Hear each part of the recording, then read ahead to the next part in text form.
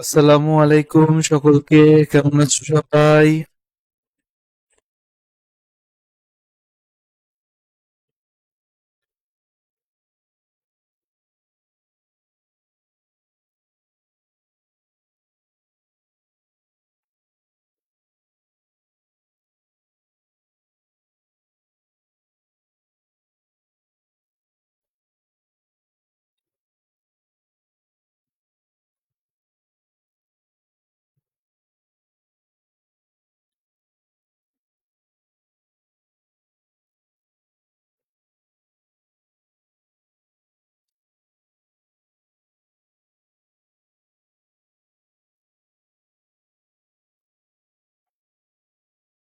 যারা আসসালামু আলাইকুম জানাইছো সকলকে ওয়ালাইকুম আসসালাম।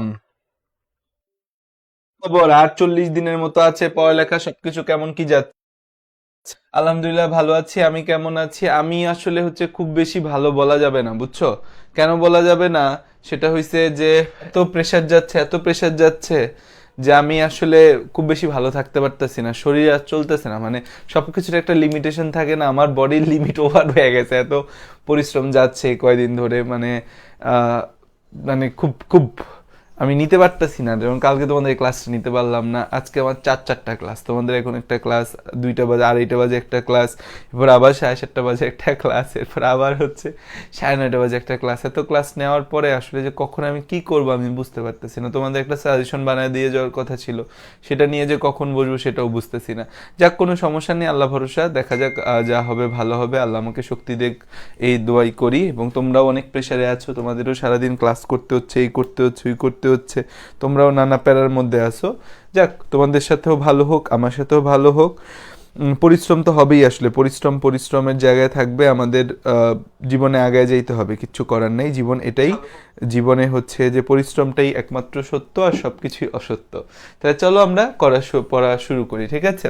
আসো, আমাদের কোষ এবং এর গঠন, এই চ্যাপ্টারটা পড়বো। এখন আমি এই চ্যাপ্টারটা পড়াইতে নিয়ে না খুব কনফিউশনে ছিলাম, বা কনফিউজ ছিলাম। অনেকদিন ধরে আমি চিন্তা করতেছিলাম যে এই চ্যাপ্টারটা কিভাবে পড়াবো, কারণ এই চ্যাপ্টারটা অনেক বড়, মনস্টারাস একটা চ্যাপ্টার, যে অনেক বড়।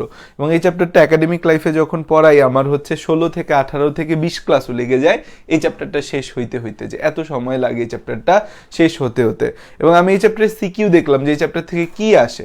মানে আমরা যখন এইচএসসি দিছি তখন এই চ্যাপ্টার থেকে শুধুমাত্র ডিএনএ, আরএনএ, তারপর মাইটোকন্ড্রিয়া, প্লাস্টিড, এই কয়টা জিনিস পড়লে হয়ে যেত, ওইখান থেকে রেপ্লিকেশন পড়লে হয়ে যেত। বাট আমি যে প্রশ্নগুলো দেখলাম রিসেন্ট ইয়ারে বিভিন্ন বোর্ডে যে আসছে, প্রতিটা ইচ এন্ড ইন্ডিভিজুয়াল টপিক থেকে প্রশ্ন আসছে। গোলগি বডি থেকে প্রশ্ন আসছে, রাইবোজোম থেকে প্রশ্ন আসছে, লাইজোজোম থেকে প্রশ্ন আসছে, মাইটোকন্ড্রিয়া থেকে প্রশ্ন আসছে, প্লাস্টিড থেকে প্রশ্ন আসছে, সবগুলা অংশ থেকেই প্রশ্ন আসছে। কোষঝিল্লি, কোষ প্রাচীর, এমনকি আদিকোষ প্রকৃত কোষের পার্থক্য, কোনো কিছুই আসলে লাস্ট ইয়ারের বোর্ড প্রশ্নের মধ্যে বাদ যায় নাই। ওইখান থেকে nucleus, chromosome, replication, transcription, translation, সব টপিক পরীক্ষার মধ্যে টাচ করা হয়। সো এই চ্যাপ্টারটা আসলে গুরুত্ব অনেক অনেক বেশি, অ্যাডমিশন টাইমেও এই চ্যাপ্টারটা অনেক গুরুত্বপূর্ণ হয়ে ওঠে। সো আমাদের এইচএসসির জন্য এই চ্যাপ্টারের গুরুত্ব আসলে আছে।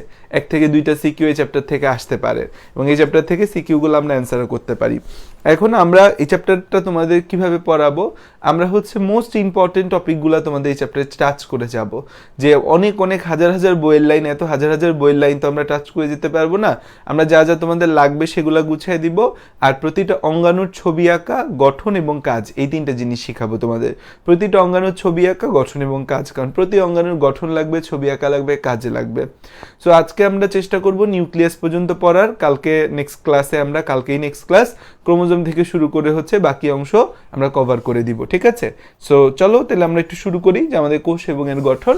So let's start the show. আসো, চলো দেখো যে আমাদের কোষ এবং এর গঠন যে চ্যাপ্টারটা আছে, এই কোষ এবং এর গঠন চ্যাপ্টারটার মধ্যে আমাদের কি আছে, কোষ এবং এর গঠন চ্যাপ্টারটার মধ্যে কি রে, আচ্ছা, কোষ এবং এর গঠন চ্যাপ্টারটার মধ্যে আমাদের কি কি আছে, অনেক কিছু আছে, যে বলার মতো শেষ নাই যে কি কি আছে। প্রথম কথা যে আমাদের এই যে কোষ, প্রথম কথা হচ্ছে আমাদের কোষ বা ইংরেজিতে যেটাকে বলি সেল, এই কোষ বা সেল এর আবিষ্কারক, সেল এর আবিষ্কারককে, সেল এর আবিষ্কারক, সেল এর আবিষ্কারক হচ্ছে 1665 সালে আমাদের কে আবিষ্কার করে, 1665 সালে, 1665 সালে আমাদের রবার্ট হুক সাহেব আবিষ্কার করেন। Robert Hooke, Robert Hooke, Robert Hooke সাহেব হচ্ছে 1665 সালে আবিষ্কার করে। পরে দেখা যায় যে তিনি আসলে হচ্ছে প্রকৃত কোষ দেখতে পায় নাই, তিনি আসলে দেখতে পাইছিল হচ্ছে যে পরে পরে আবিষ্কৃত হয়, পরে আবিষ্কৃত হয় যে তিনি কি দেখে, প্রকৃত কোষ দেখতে পায় নাই, পরে আবিষ্কৃত হয় তিনি মূলত কোষ প্রাচীর, তিনি মূলত কোষ প্রাচীর বা মৃত কোষ দেখে, মূলত কোষ প্রাচীর তথা মৃত কোষ দেখে, তিনি মূলত কোষ প্রাচীর তথা মৃত কোষ দেখছে, কোষ প্রাচীর তথা কি দেখছে, মৃত কোষ দেখছে। তিনি হচ্ছে আমাদের প্রকৃত কোষ দেখে নেই বইলেই হচ্ছে যে ধারণা, মৃত কোষ দেখে, কি দেখে, মৃত কোষ দেখে। এটা গেল আমাদের হচ্ছে যে কথা। এরপরে নেক্সট যে কথাটা আমরা দেখতে পাচ্ছি যে আমাদের দেখো কোষ বা সেলের আবিষ্কারক রবার্ট হুক 1665 সালে তিনি কোষ বা সেল আবিষ্কার করে। এরপর আবিষ্কৃত হয় যে তিনি আসলে কোষটা, প্রকৃত কোষ দেখতে পায়নি, তিনি মূলত দেখতে পেয়েছে কোষ প্রাচীর, কোষ প্রাচীর একটা প্রকৃত কোষ ও কোষের সকল সজীব বস্তু, প্রকৃত কোষ ও কোষের সকল সজীব বস্তু এন্ড কোষের সকল সজীব বস্তু কে দেখতে পায়, কোষের সকল সজীব বস্তু, প্রকৃত কোষ এবং কোষের সকল সজীব বস্তু দেখতে পায় লিওনেন হুক। সজীব বস্তু আমাদের হচ্ছে যে দেখতে পায়, অ্যান্টনি ভন দেখতে পায় 1674 সালে অ্যান্টনি ভন লিওনেন হুক, 1674 সালে, 1674 সালে Antonie van Leeuwenhoek, Antonie van Leeuwenhoek, Antonie van Leeuwenhoek, Leeuwenhoek, Leeuwenhoek. আচ্ছা, রবার্ট হুক তার যে আবিষ্কার আছে সেই আবিষ্কারগুলো একটা বই লিখে গেছেন, সেই বইটার নাম হচ্ছে মাইক্রোগ্রাফিয়া। রবার্ট হুক তার যে আবিষ্কার আছে এই আবিষ্কারটাকে হচ্ছে একটা বই লিখে গেছেন, সেই বইটার নাম হচ্ছে মাইক্রোগ্রাফিয়া।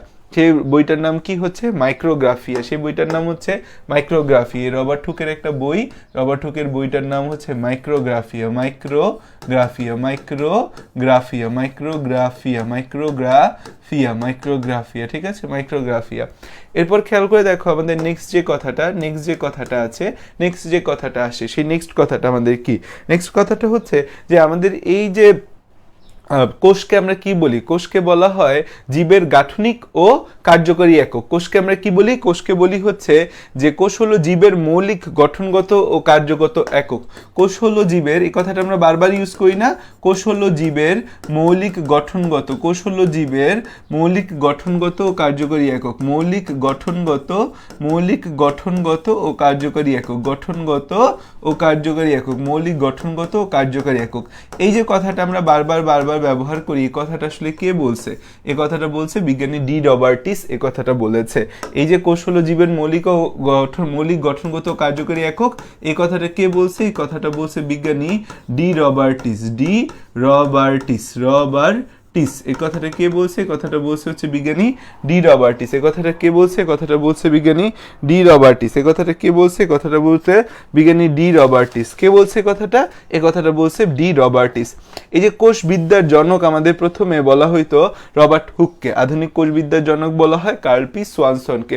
কোষবিদ্যা বা সেল সাইটোলজি, কোষবিদ্যা বা সাইটোলজি, কোষবিদ্যা বা ইংরেজিতে বলা হয় হচ্ছে সাইটোলজি, সাইটোলজি, যে কোষ নিয়ে জানাশোনা, এর জনক কাকে বলা হয়, এর জনক হচ্ছে যে আমাদের রবার্ট হুককে বলা হয়তো, Robert Hooke, Robert Hooke, Robert Hooke. যে যে নামগুলো বলে দিচ্ছি এগুলো একটু মনে রাখতে হবে। আর আধুনিক কোষবিদ্যার জনক, আধুনিক, আধুনিক কোষবিদ্যার বা সাইটোলজি এর জনক হচ্ছে আমাদের হচ্ছে Carl P Swanson, Carl P Swanson, Swanson, Carl P Swanson. এই আধুনিক কোষবিদ্যার জনককে, আধুনিক কোষবিদ্যার জনক হচ্ছে আমাদের এই কার্ল পি সোয়ানসন। আধুনিক কোষবিদ্যার জনককে, আধুনিক কোষবিদ্যার জনক হচ্ছে আমাদের Carl P Swanson, Carl P Swanson. আচ্ছা, এখন জায়গায় জায়গায় একটা কথা পাবা যে অঙ্গাণু, অঙ্গাণু হচ্ছে কোষের ভিতর অবস্থিত ক্ষুদ্র আমাদের হচ্ছে যে অংশগুলা যে থাকে, মাইটোকন্ড্রিয়া, প্লাস্টিড, এদেরকে বলা হয় অঙ্গাণু বলা হয়। অঙ্গাণু মানে হচ্ছে কি, ক্ষুদ্র অঙ্গ বা অর্গানালিস, ক্ষুদ্র অঙ্গ বা অর্গানালিস। আচ্ছা, এবার হচ্ছে যে আমরা তাহলে এই অঙ্গাণু টার্মটা পাবা, অঙ্গাণু, এই অঙ্গাণু টার্মটা পাবা বারবার। অঙ্গাণু বা অর্গানালিস মানে হচ্ছে ক্ষুদ্র অঙ্গ, অঙ্গাণু, অঙ্গাণু, অঙ্গাণু, সাইটোপ্লাজমীয় অঙ্গাণু, অঙ্গাণু বা এটাকে বলি হচ্ছে আমরা ক্ষুদ্র অঙ্গ, ক্ষুদ্র অঙ্গ ইংরেজিতে বলা হয় হচ্ছে অর্গ্যানালিস, অর্গ্যানালিস, অর্গ্যানালিস। ঠিক আছে, আসো এবার আসো যে আমরা হচ্ছে কোষগুলাকে কয়েকটা ভাগে ভাগ করতে পারি, সেই ভাগগুলা সম্পর্কে একটু একটু করে জানার চেষ্টা করি। আমাদের যে কোষ আছে, কোষগুলাকে আমরা হচ্ছে প্রথমত দুইটা ভাগে ভাগ করতে পারি। হচ্ছে যে কোষকে আমরা অনেক ভাগে ভাগ করতে পারি। শরীরবৃত্তীয় কাজের ভিত্তিতে কোষটা হচ্ছে আমাদের শারীরবৃত্তীয় কাজ, শারীরবৃত্তীয় কাজ, কোষটা হচ্ছে শারীরবৃত্তীয় কাজ, কোষটা আমাদের কি শারীরবৃত্তীয় কাজ, কোষটা আমাদের শারীরবৃত্তীয় কাজের উপর ভিত্তি করে কোষকে হচ্ছে আমরা শারীরবৃত্তীয় কাজের উপর ভিত্তি করে শারীরবৃত্তীয় কাজ, শারীরবৃত্তীয় কাজ, শারীরবৃত্তীয় কাজ, কোষকে শারীরবৃত্তীয় কাজের উপর ভিত্তি করে হচ্ছে আমরা দুইটা ভাগে ভাগ করতে পারি। শারীরবৃত্তীয় কাজের উপর ভিত্তি করে দুইটা ভাগে ভাগ করতে পারি। শারীরবৃত্তীয় কাজের উপর ভিত্তি করে আমরা দুইটা ভাগে ভাগ করি। শারীরবৃত্তীয় কাজের উপর ভিত্তি করে আমরা দুইটা ভাগে ভাগ করতে পারি। একটাকে বলা হয় দেহকোষ, আর একটা হচ্ছে জননকোষ। দেহকোষ বা ইংরেজিতে কি বলি আমরা এটাকে? Somatic cell, somatic cell. দেহকোষ বা ইংরেজিতে কি বলি? Somatic sell. আর এখানে আমাদের কি আসে? জননকোষ, জননকোষ বা এটাকে কি বলি আমরা? গ্যামেট, গ্যামেট, গ্যামেট, গ্যামেট, জননকোষ বা গ্যামেট। এই যে আমাদের হচ্ছে দেহকোষ আর হচ্ছে জননকোষ। তোমাদের হ্যাপ্লয়েড কি, ডিপ্লয়েড কি, ট্রিপ্লয়েড কি, এগুলো একদম ফার্স্ট ক্লাস যেটা তোমাদের নিয়েছিলাম কোষ বিভাজন, সেখানে কিন্তু পড়াইছিলাম। সো দেহকোষটা আমাদের হচ্ছে ডিপ্লয়েড হয়, ডিপ্লয়েড হয়। আর হচ্ছে আমাদের এই জননকোষটা কেমন হয়? জননকোষটা হয় হ্যাপ্লয়েড। জননকোষটা কেমন হয়? জননকোষটা হয় হ্যাপ্লয়েড। জননকোষটা কেমন হয়? জননকোষটা হয় হ্যাপ্লয়েড। এই জননকোষ হচ্ছে আমাদের শুক্রাণু এবং ডিম্বাণু, শুক্রাণু এবং ডিম্বাণু, শুক্রাণু প্লাস হচ্ছে ডিম্বাণু, এটা হচ্ছে জননকোষ, ডিম্বাণু। আর হচ্ছে শুক্রাণু ডিম্বাণু ছাড়া যত কিছু আছে সবাই হচ্ছে আমাদের দেহকোষ। শুক্রাণু ডিম্বাণু ছাড়া যে যত কিছু আছে সব হচ্ছে আমাদের কি? দেহকোষ। সবাই কি? দেহকোষ, যা জননকোষ নয়। দেহকোষ হচ্ছে যা জননকোষ নয়, যা জননকোষ নয়, যা জননকোষ নয়, যা জননকোষ নয়, তাকে বলি হচ্ছে আমরা দেহকোষ। তাহলে শুক্রাণু এবং ডিম্বাণু ছাড়া আল্লাহর দুনিয়ায় যা কিছু আছে সব কিছু আমাদের কি হয়? সব কিছু হচ্ছে আমাদের এই জননকোষ, দেহকোষ হয়। আচ্ছা, এরপর কোষটাকে আরেকটা ভাগে ভাগ করা যায়, সেটা হচ্ছে আমাদের হচ্ছে উদ্ভিদ কোষ আর প্রাণী কোষ। এটা হচ্ছে উদ্ভিদ কোষ ও প্রাণী কোষ, উদ্ভিদ কোষ ও প্রাণী কোষ। তাহলে কোষটাকে আবার দুইটা ভাগে ভাগ করা যায়, একটা হচ্ছে উদ্ভিদ কোষ আর প্রাণী কোষ, উদ্ভিদ কোষ আর প্রাণী কোষ। এই উদ্ভিদ কোষ আর প্রাণী কোষের মধ্যে কি কি পার্থক্য পাওয়া যায়? উদ্ভিদ কোষ আর প্রাণী কোষ, উদ্ভিদ কোষ আর হচ্ছে প্রাণী কোষ, উদ্ভিদ কোষ আর প্রাণী কোষ, উদ্ভিদ কোষ আর প্রাণী কোষ। উদ্ভিদ কোষ আর প্রাণী কোষের মধ্যে, উদ্ভিদের মধ্যে যে কোষ থাকে উদ্ভিদ কোষ, প্রাণীতে যে কোষ থাকে প্রাণী কোষ। একই সাথে কিছু আমাদের গুরুত্বপূর্ণ জিনিস আছে যে আমাদের হচ্ছে এই কোষ প্রাচীর, কোষ প্রাচীর, কোষ প্রাচীর, কোষ প্রাচীর হচ্ছে উদ্ভিদ কোষে হচ্ছে যে আমাদের থাকে, প্রাণী কোষে হচ্ছে থাকে না। উদ্ভিদ কোষে থাকে, প্রাণী কোষে কি করে না? আমাদের থাকে না। এই যে উদ্ভিদ কোষ আর প্রাণী কোষের মধ্যে কোষ প্রাচীর থাকে, আর উদ্ভিদ কোষে কোষ প্রাচীর থাকে, প্রাণী কোষে কি হয়? প্রাণী কোষে কোনো কোষ প্রাচীর থাকে না। প্রাণী কোষে কি থাকে না? কোনো প্রাণী কোষে কোনো কোষ প্রাচীর থাকে না। তারপর হচ্ছে এই প্লাস্টিড, প্লাস্টিড, প্লাস্টিড হচ্ছে উদ্ভিদ কোষে হচ্ছে যে আমাদের থাকে, প্রাণী কোষে হচ্ছে প্লাস্টিড থাকে না, থাকে না, থাকে না।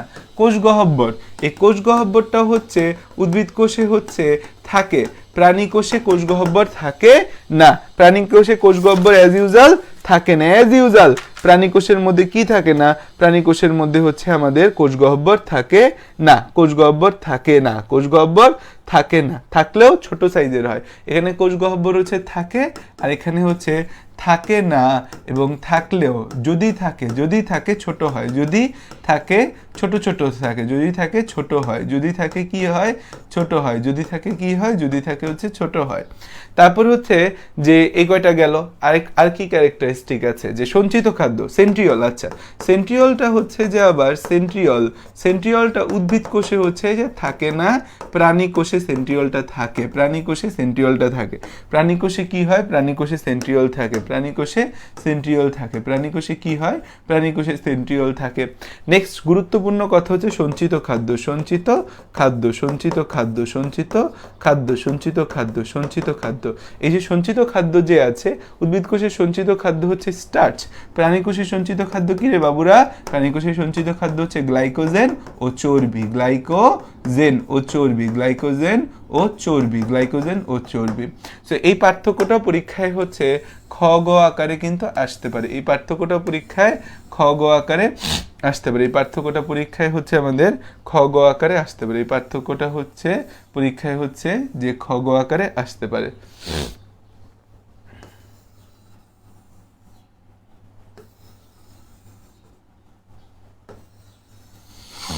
ওকে, তাহলে হচ্ছে যে আমাদের কোষের দুইটা পার্থক্য দেখলাম। এখন কোষের সবচেয়ে বড় যে বিষয়টা আদি কোষ আর প্রকৃত কোষ, সেটা নিয়ে আমরা পড়বো। এবং আদি কোষ প্রকৃত কোষ থেকে কিন্তু সিকিউ আসে। আমি দেখেছি লাস্ট ইয়ার কোন বোর্ডে জানি আদি কোষ প্রকৃত কোষ থেকে গ নাম্বারের সিকিউ দিয়েছে।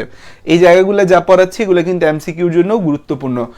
আসো এখন আসা যাক হচ্ছে যে আমাদের নেক্সট কথা যে কোষকে আমরা হচ্ছে যে নিউক্লিয়াসের উপর ভিত্তি করে, কোষকে নিউক্লিয়াসের গঠনের উপর ভিত্তি করে দুইটা ভাগে ভাগ করতে পারি। নিউক্লিয়াসের গঠনের উপর ভিত্তি করে, নিউক্লিয়াসের গঠন, নিউক্লিয়াসের গঠন, নিউক্লিয়াসের গঠনের উপর ভিত্তি করে আমরা দুইটা ভাগে ভাগ করতে পারি। একটাকে বলা হয় হচ্ছে আদি কোষ বা প্রোক্যারিওটিক সেল, একটাকে বলা হয় হচ্ছে প্রকৃত কোষ বা ইউক্যারিওটিক সেল।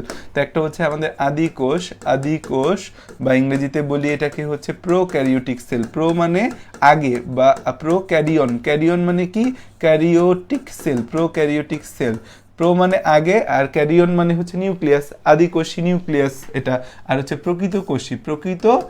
প্রকৃত কোষ কথাটা যেখানে থাকবে সেখানে সবসময় ইউ টার্মটা অ্যাড হবে, ইউ ক্যারিওটিক, ইউক্যারিওটিক। তাহলে প্রকৃত কোষ এবং আদি কোষ। আসো তাহলে প্রকৃত কোষ এবং আদি কোষের সম্পর্কে জানতে চাইছে।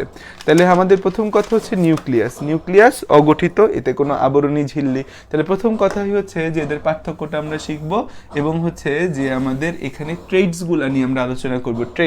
ট্রেটস বা বৈশিষ্ট্য আমাদের এখানে কি থাকবে? এই পাশে থাকবে হচ্ছে আমাদের ট্রেটস বা বৈশিষ্ট্য। সবগুলা বইয়ে যা আছে আমি সব বলবো না, আমি 5টা পয়েন্ট বলবো যেগুলো তোমাদের লাগবেই। ট্রেটস বা ইংরেজিতে ট্রেটস বলা হয়, বাংলায় বলা হয় কি? বাংলায় বলা হয় হচ্ছে বৈশিষ্ট্য। বাংলায় কি বলা হয়? বাংলায় বলা হয় হচ্ছে বৈশিষ্ট্য। বাংলায় কি বলা হয়? বাংলায় বলা হয় বৈশিষ্ট্য। এক নম্বর হচ্ছে নিউক্লিয়াস, নিউক্লিয়াস হচ্ছে আদি কোষে সুগঠিত নয়। আদি কোষে কি নয়? আদি কোষে সুগঠিত নয়, এতে কোনো আবরণী ঝিল্লি, নিউক্লিওপ্লাজম, নিউক্লিয়াস থাকে না। আমাদের এক নম্বর কথা হচ্ছে সুগঠিত নয়, এক নম্বর কথা হচ্ছে সুগঠিত নয়। আমাদের হচ্ছে যে এই আমাদের কোনো নিউক্লিয়ার ঝিল্লি, নিউক্লিওলাস, তারপর নিউক্লিওপ্লাজম এগুলা থাকে না। আদি কোষে সুগঠিত নয়, নিউক্লিয়ার ঝিল্লি মূল জিনিসটা নিউক্লিয়ার ঝিল্লি, নিউক্লিওলাস, তারপর হচ্ছে আমাদের নিউক্লিওলাস, নিউক্লিয়ার ঝিল্লি, তারপর হচ্ছে নিউক্লিওলার ঝিল্লি, নিউক্লিওপ্লাজম। তাহলে হচ্ছে আমাদের এই সুগঠিত নয়, নিউক্লিয়ার ঝিল্লি, নিউক্লিওপ্লাজম থাকে না। নিউক্লিওপ্লাজম কি হয় না? থাকে না।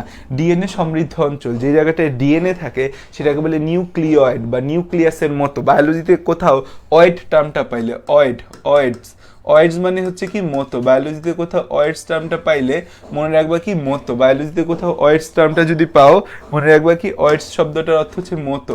অয়েড শব্দটার অর্থ কি? অয়েড শব্দটার অর্থ হচ্ছে মতো। তাহলে সুগঠিত নয়, নিউক্লিয়ার ঝিল্লি, নিউক্লিওলাস এবং নিউক্লিওপ্লাজম থাকে না। এবং হচ্ছে যে ডিএনএ সমৃদ্ধ অঞ্চলকে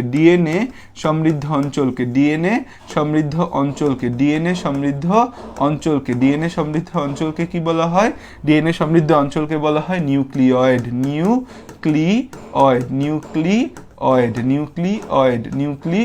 ঠিক আছে? আসো তাহলে দেখো প্রকৃত কোষ হচ্ছে আমাদের কি? প্রকৃত কোষে হচ্ছে সুগঠিত। প্রকৃত কোষটা কেমন হবে? নিউক্লিয়াস সুগঠিত, অর্থাৎ একটা আবরণী ঝিল্লি দ্বারা আবৃত অবস্থায় হচ্ছে আমাদের বাকি সব কিছু থাকে। তাহলে এটা আমাদের কি? এটা হচ্ছে সুগঠিত, নিউক্লিয় ঝিল্লি দ্বারা আবৃত অবস্থায়, নিউক্লিয় ঝিল্লি দ্বারা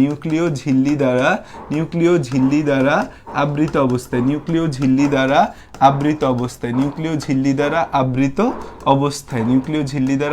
অবস্থায়, হচ্ছে আমাদের নিউক্লিওপ্লাজম,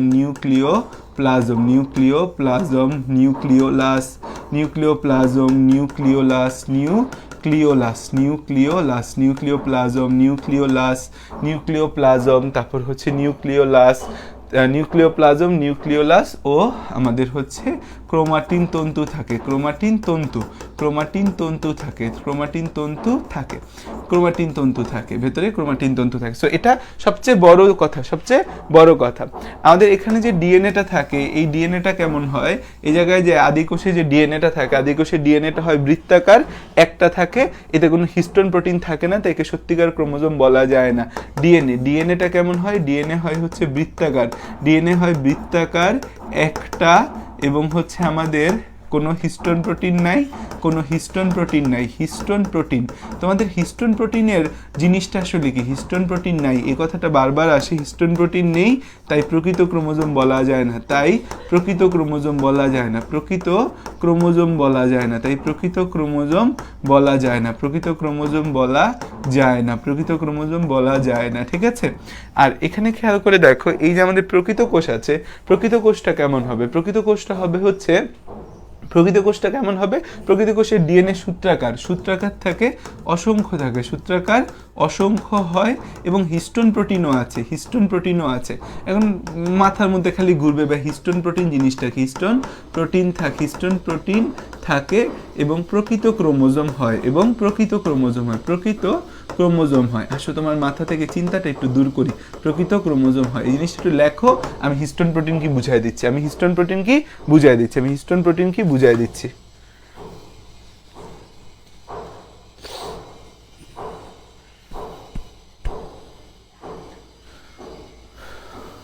আসো দেখো, আমাদের যে ডিএনএ আছে, ডিএনএ, এই যে ডিএনএ আছে, ডিএনএ, ডিএনএ, এই ডিএনএর সাথে হচ্ছে আমাদের ডিএনএ প্যাচায় প্যাচায় ক্রোমোজোম হবে। এবার ডিএনএ একা কখনো প্যাচায় প্যাচায় ক্রোমোজোম হতে পারবে না, এই ডিএনএর সাথে হিস্টোন প্রোটিন নামে একটা প্রোটিন আসে, হিস্টোন প্রোটিন। এই ডিএনএ এবং হিস্টোন প্রোটিন, এই হিস্টোন প্রোটিনটা কি আমাদের একটা সরল প্রোটিন।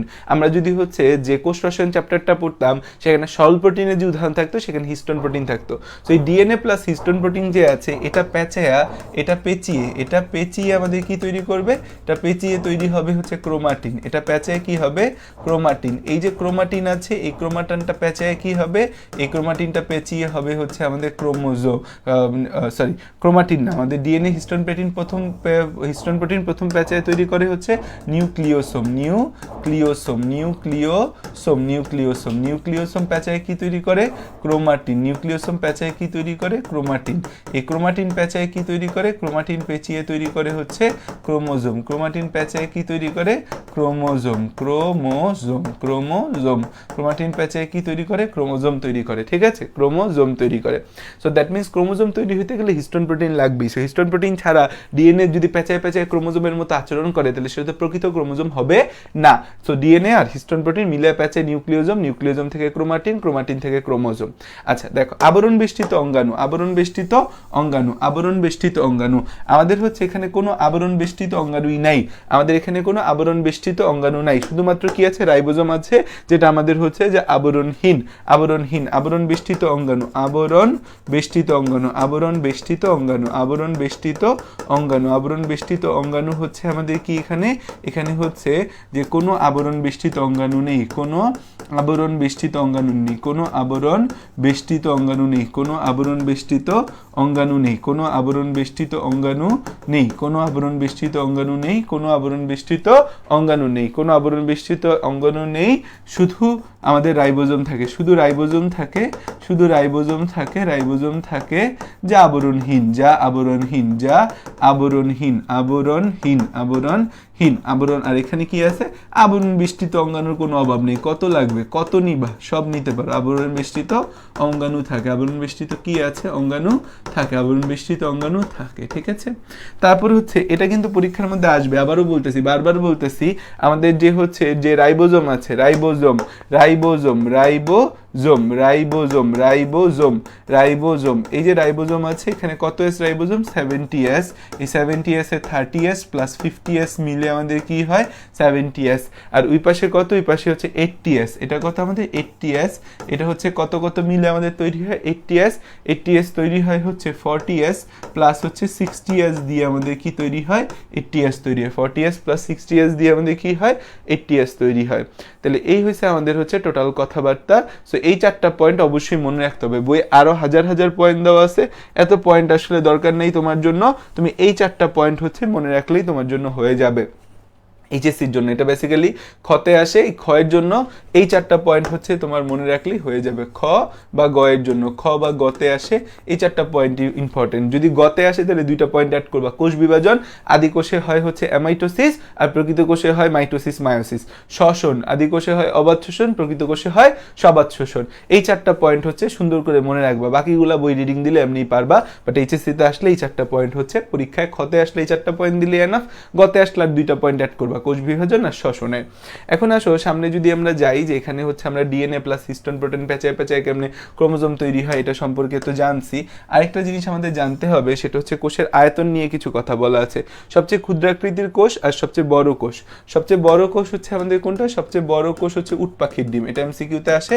সবচেয়ে বড় কোষ কোনটা? সবচেয়ে বড় কোষ হচ্ছে উট পাখির ডিম। উট পাখির ডিম, উট পাখির ডিম, উট পাখির ডিম, উট পাখির ডিম। উট পাখি দেখছো কখনো? দেখো নি। আঙ্গদেশে উট পাখি নাই, কেমনে দেখবা? উট পাখির ডিম হচ্ছে আমাদের 17 into 12.5 centimetre. 17 into 12.5 centimetre, 12.5 centimetre.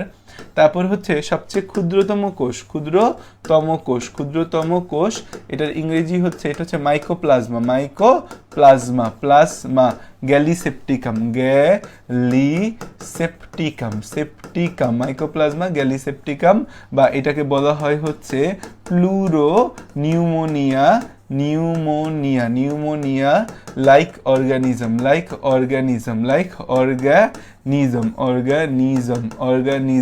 এটাকে বলা হয় PPLO, pleuropneumonia like organism, এটাকে বলা হয় হচ্ছে পিপিএলও। আর হচ্ছে মানবদেহের সবচেয়ে লম্বা কোষ মোটর নিউরন, যেটা হয় 1.37 মিটার লম্বা। মানবদেহের সবচেয়ে লম্বা কোষ, মানবদেহের সবচেয়ে লম্বা কোষ, মানবদেহের সবচেয়ে লম্বা কোষ, মানবদেহের সবচেয়ে লম্বা কোষ, মানবদেহের সবচেয়ে লম্বা কোষ হচ্ছে মোটর নিউরন, মানবদেহের সবচেয়ে লম্বা কোষ হচ্ছে মোটর নিউরন, মোটর নিউরন। এটা হচ্ছে 1.37 মিটার, 1.37 মিটার, ঠিক আছে? Motor neuron 1.37 metre. তাই সবচেয়ে বড় কোষ, সবচেয়ে ক্ষুদ্রতম কোষ, আরেকটা হচ্ছে আমাদের মানবদেহের সবচেয়ে লম্বা কোষ। ওকে, তাহলে মোটর নিউরন, এতটুকু বিষয় আমাদের গেল, এতটুকু বিষয় আমরা বুঝলাম।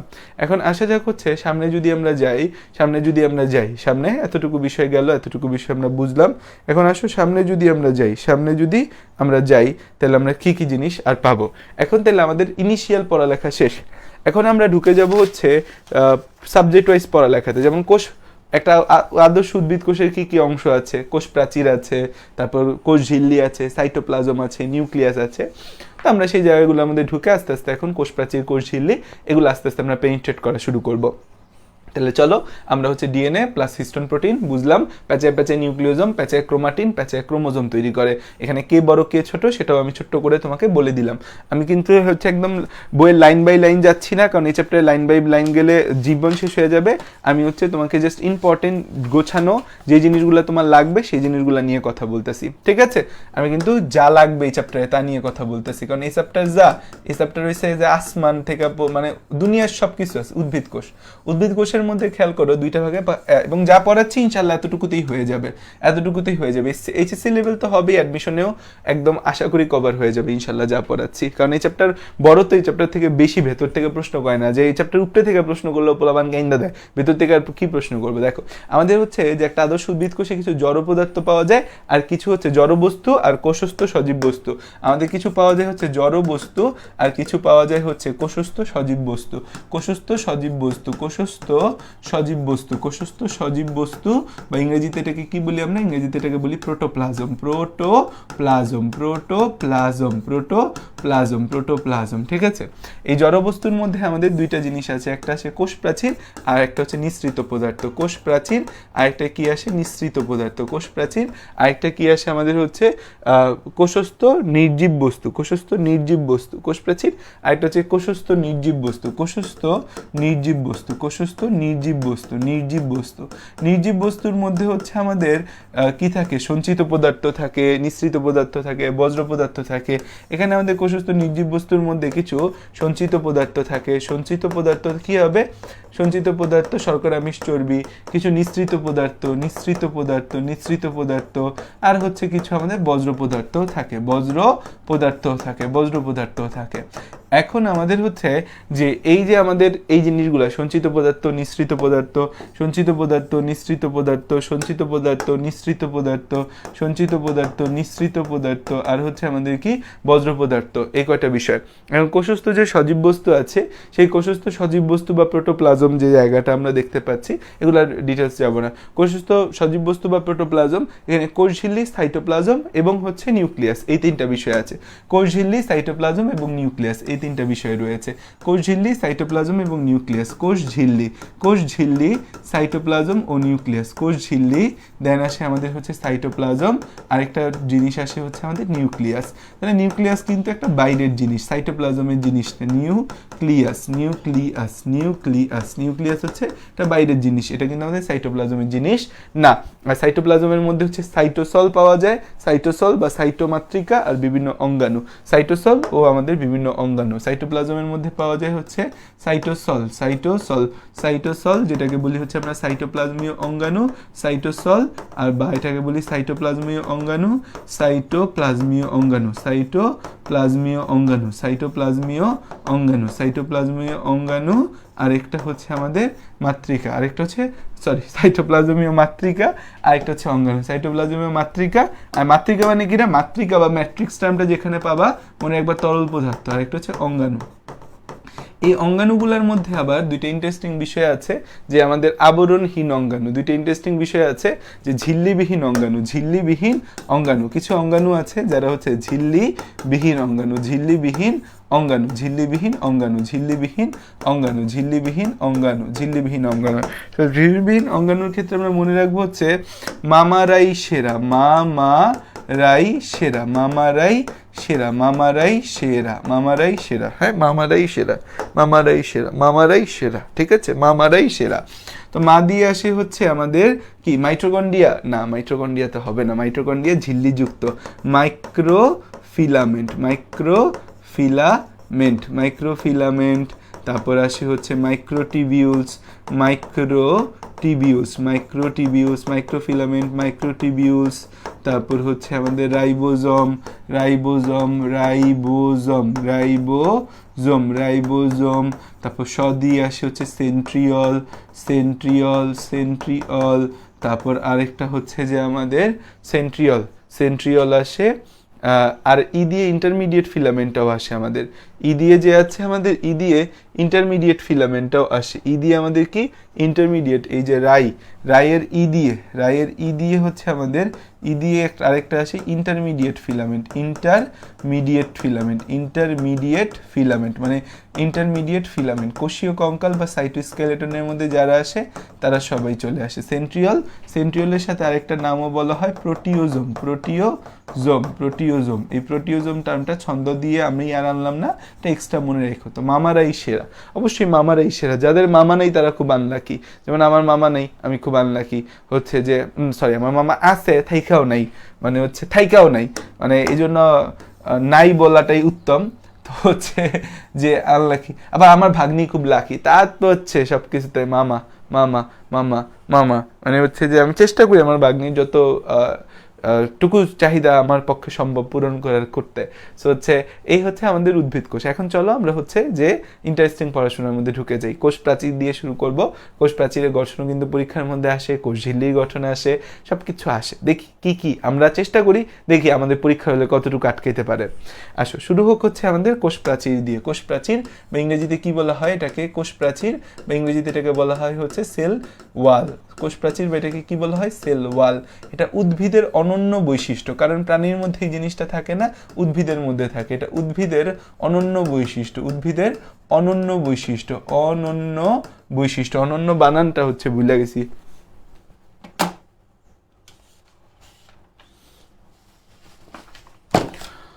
অনন্য না দিয়ে অন্যতম বৈশিষ্ট্য লিখছে। আচ্ছা অন্যতম লিখি, অন্যতম। কোষ উদ্ভিদের অন্যতম বৈশিষ্ট্য, উদ্ভিদের অন্যতম বৈশিষ্ট্য, অন্যতম বৈশিষ্ট্য, উদ্ভিদের অন্যতম বৈশিষ্ট্য, উদ্ভিদের অন্যতম বৈশিষ্ট্য। ঠিক আছে, উদ্ভিদের অন্যতম বৈশিষ্ট্য।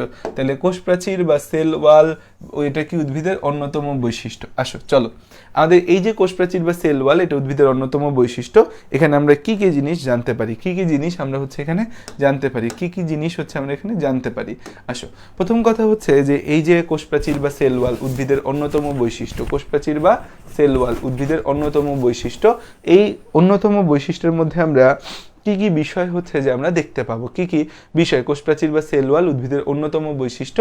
এই অন্যতম বৈশিষ্ট্যের মধ্যে হচ্ছে যে আমরা প্রথমে ছবিটা আঁকা শিখি, তারপর কথা বলবো।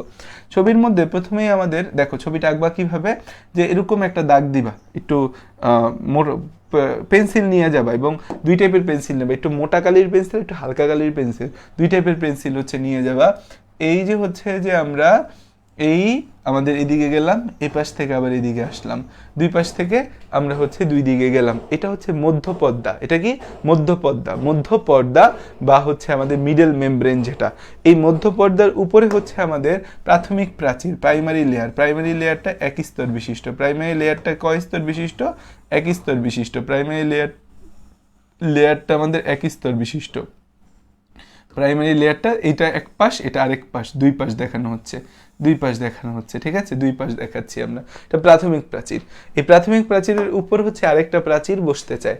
যে প্রাথমিক প্রাচীর তার উপর আরেকটা প্রাচীর বসি, এটাকে বলি হচ্ছে আমরা সেকেন্ডারি প্রাচীর। এটাকে কি বলি আমরা, এটাকে বলি হচ্ছে সেকেন্ডারি প্রাচীর। এটাকে কি বলি আমরা, এটাকে বলি হচ্ছে সেকেন্ডারি প্রাচীর। এটাকে কি বলি আমরা, এটাকে বলি হচ্ছে সেকেন্ডারি প্রাচীর। এটাকে কি বলি, এটাকে বলি হচ্ছে আমরা সেকেন্ডারি প্রাচীর। এটাকে কি বলি, এটাকে বলি হচ্ছে আমরা সেকেন্ডারি প্রাচীর। তাহলে প্রাথমিক প্রাচীর গেল, প্রাথমিক প্রাচীরের পর হচ্ছে আমাদের আসলো সেকেন্ডারি প্রাচীর। প্রাথমিক প্রাচীরের পর আসলো আমাদের সেকেন্ডারি প্রাচীর। প্রাথমিক প্রাচীরের পর আসলো কি আমাদের সেকেন্ডারি প্রাচীর। প্রাথমিক প্রাচীরের পর আসলো কি আমাদের সেকেন্ডারি প্রাচীর। প্রাথমিক প্রাচীরের পর আসলো কি আমাদের, প্রাথমিক প্রাচীরের পর আসলো হচ্ছে আমাদের সেকেন্ডারি প্রাচীর। এই যে আমাদের সেকেন্ডারি প্রাচীর গঠিত হয়েছে। তো এটা হচ্ছে আমাদের কিসের গঠন, এটা হচ্ছে যে একটা আমাদের এই সেকেন্ডারি প্রাচীর। এটা হচ্ছে আমাদের একটা কোষ প্রাচীরের গঠন, একটা কোষ প্রাচীরের গঠন। এখন কোষ প্রাচীরের গঠনের মধ্যে কোনটা কি সেটা একটু আমরা জেনে নিই। এই যে আমাদের এটা একদম মাঝ বরাবর, এটাকে বলি হচ্ছে আমরা মধ্যপর্দা, মধ্যপর্দা, মধ্যপর্দা বা মিডল মেমব্রেন, মধ্যপর্দা। এই যে আমাদের এই হলুদ যে লেয়ারটা, এটাকে কি বলি, হলুদ যে লেয়ারটা, এই হলুদ লেয়ারটাকে আমরা কি বলি, হলুদ লেয়ারটাকে বলি আমরা প্রাথমিক প্রাচীর। এই হলুদ লেয়ারটাকে কি বলি আমরা, হলুদ লেয়ারটাকে বলি হচ্ছে আমরা প্রাথমিক প্রাচীর। হলুদ লেয়ারটাকে কি বলি আমরা, প্রাথমিক প্রাচীর বলি, প্রাথমিক প্রাচীর বলি হলুদ লেয়ারটাকে। এই সবুজ যে লেয়ারটা আছে এটাকে বলা হয় হচ্ছে সেকেন্ডারি প্রাচীর, সেকেন্ডারি প্রাচীর, সেকেন্ডারি প্রাচীর, সেকেন্ডারি প্রাচীর বা গৌণ প্রাচীর। তাহলে তিনটা আমরা হচ্ছে দেখতে পাই, মধ্যপর্দা বা মিডল লেয়ার, যেটা হচ্ছে আমাদের দুইটা কোষ প্রাচীরকে সংযোগ করে। প্রাথমিক প্রাচীর দেখতে পাইলাম, সেকেন্ডারি প্রাচীর দেখতে পাইলাম, তিনটা বিষয় আমাদের আছে। এই যে আমাদের এই কোষ প্রাচীর এবং এই যে এর মাঝখানে যে জায়গাটা, এই যে আমাদের মাঝখানে যে জায়গাটা, এটা কি হয়েছে আমাদের হচ্ছে ফাঁকা জায়গা, এবং একটা জায়গা আরেকটা জায়গার দিকে মুখ করে তাকে আছে। তো এটাকে বলা হয় হচ্ছে যে দুইটা জায়গার মাঝের এলাকা পিট। পিট মানে হচ্ছে গর্ত। পিট মানে কি, গর্ত। পিট মানে হচ্ছে গর্ত। কূপ মানেও কিন্তু গর্ত। তো এটাকে বলা হয় পিট পেয়ার, যে দুইটা অংশের মাঝে একটা গর্ত। এই জন্য এটাকে কি বলা হয়, পিট পেয়ার, পিট পেয়ার। বা এটা কি একটা ফাঁকা জায়গা, এটাকে বলি হচ্ছে আমরা কূপ এলাকা। এটাকে কি বলি আমরা? এটাকে বলি হচ্ছে কূপ এলাকা। পিট পেয়ার বা এটাকে আমরা কি বলি? এটাকে বলি হচ্ছে আমরা কূপ এলাকা, এবং হচ্ছে এটাকে কি বলি? এটাকে বলি কূপ এলাকা। আসো তাহলে এই যে আমাদের ছবিটা আমরা আঁকলাম, এই ছবিটাই হচ্ছে আমাদের কোষ প্রাচীরের ছবি। এই ছবিটাই কি? কোষ প্রাচীরের ছবি। এবং ছবি আঁকার পর অবশ্যই নিচে লিখতে হবে কিসের ছবি। না লিখলে টিচার কইবো তুমি কি আঁকছো, আমি জানি না বাবা, আমি পরীক্ষার হলে আইছি সব ভুলে গেছে। আমি দেখলাম যে এই যে ময়মনসিং ডিভিশনাল এক্সাম নিতে গেলাম না, ওইটাই তো আমার নেওয়া ফার্স্ট অফলাইন পরীক্ষা। তো এখানে পরীক্ষার হলে গিয়ে না আসলে আমি সব ভুলে গেছি, স্টুডেন্টরা জিজ্ঞাইতেছে আমার কিছু মনে নেই। ঠিক আছে, এরকমই হয়, টিচাররা পরীক্ষার হলে গেলে সব ভুলে যায়। তাহলে চিত্র কি? চিত্র হচ্ছে এটা আমাদের কোষ প্রাচীর। কোষ প্রাচীর এখন কোনটা কি দ্বারা গঠিত হয়? এই যে মধ্যপর্দা আছে, মধ্যপর্দা বা মিডল মেমব্রেন যে আমাদের আছে, মধ্যপর্দা। এই মধ্যপর্দা আমাদের দুইটা জিনিস, মধ্যপর্দা বা ইংরেজি মিডল ল্যামেলি। মধ্যপর্দা, মধ্যপর্দা বা ইংরেজিতে বলি হচ্ছে আমরা middle lamella. Middle lamella, middle lamella, middle lamella, lamella, middle lamella. এটাকে কি বলি আমরা? মিডল ল্যামেলা বলি। সো এই মধ্যপর্দা বা মিডল ল্যামেলা হচ্ছে আমরা কি মনে রাখবো যে কিভাবে মধ্যপর্দা বা মিডল ল্যামেলা তৈরি, এটা আমরা মনে রাখি সাইফের গল্প। সাইফের গল্প দিয়ে, সাইফের গল্প, সাইফের গল্প। সো সাইটোপ্লাজম থেকে আগত ফ্যাগমোপ্লাস্ট, সাইফের গল্প। এটা হচ্ছে সাইটোপ্লাজম থেকে আগত, সাইটোপ্লাজম থেকে, সাইটোপ্লাজম থেকে আগত আমাদের হচ্ছে ফ্যাগমোপ্লাস্ট, সাইটোপ্লাজম থেকে আগত ফ্যাগমোপ্লাস্ট, আর গোলজি বডি থেকে আগত পেকটিন। তাহলে সাইটোপ্লাজম থেকে আগত ফ্যাগমোপ্লাস্ট আর গোলজি বডি থেকে আগত গোলজি বডি, গোলজি বডি থেকে আগত, গোলজি বডি থেকে আগত হচ্ছে আমাদের পেকটিন। গোলজি বডি থেকে আগত হচ্ছে কি আমাদের পেকটিন। সাইটোপ্লাজম থেকে আগত ফ্যাগমোপ্লাস্ট আর গোলজি বডি থেকে আগত পেকটিন, এই দুইটা জিনিস মিলে হচ্ছে আমাদের কি গঠিত? এই দুইটা জিনিস মিলে হচ্ছে যে আমাদের এই মধ্যপর্দা বা মিডল ল্যামেলি গঠিত। মধ্যপর্দা বা মিডল ল্যামেলি গঠিত। এই পেকটিনটাকে অনেক জায়গায় পেকটিক অ্যাসিডও বলে। এই মধ্যপর্দাটা আমাদের হচ্ছে জেলির মতো থাকে এবং হচ্ছে দুটি কোষের মধ্যবর্তী সাধারণ পর্দা হিসেবে থাকে। সো মধ্যপর্দা হচ্ছে জেলির মতো, মধ্যপর্দাটা হচ্ছে আমাদের জেলির মতো। মধ্যপর্দা জেলির মতো, জেলির মতো, জেলির মতো, মধ্যপর্দা জেলির মতো, এবং হচ্ছে আমাদের দুটি কোষের মাঝে, দুটি কোষের মাঝে, কোষের মাঝে সাধারণ পর্দা, দুটি কোষের মাঝে সাধারণ পর্দা। কারণ দুইটা কোষ, এই যে এপাশ থেকে কিন্তু একটা কোষ তৈরি হয়ে গেল, কোষ প্রাচীর, এরপরে কোষ। এপাশ থেকে কিন্তু একটা কোষ তৈরি হয়ে গেল, কোষ প্রাচীর, এরপরে কোষ। সো দুইটা কোষের মাঝে এখানে কিন্তু আমাদের ছবি হিসাবে, এই যে এখানে আমাদের ছবি হিসাবে কিন্তু অনেকগুলা কোষ চলে আসে। দেখো এইটা যদি ফুল ছবিটা আঁকি, তাহলে এইখানে হচ্ছে যে আমাদের একটা কোষ, এইটা একটা কোষ, এইটা যাবে হচ্ছে যে আরেকটা কোষের আন্ডারে, এটা এ পাশটা যাবে একটা কোষ, এই অংশটা যাবে হচ্ছে আরেকটা কোষের আন্ডারে, এই অংশটা যাবে আরেকটা কোষের আন্ডারে। এগুলো কিন্তু ভিন্ন ভিন্ন ভিন্ন ভিন্ন কোষ।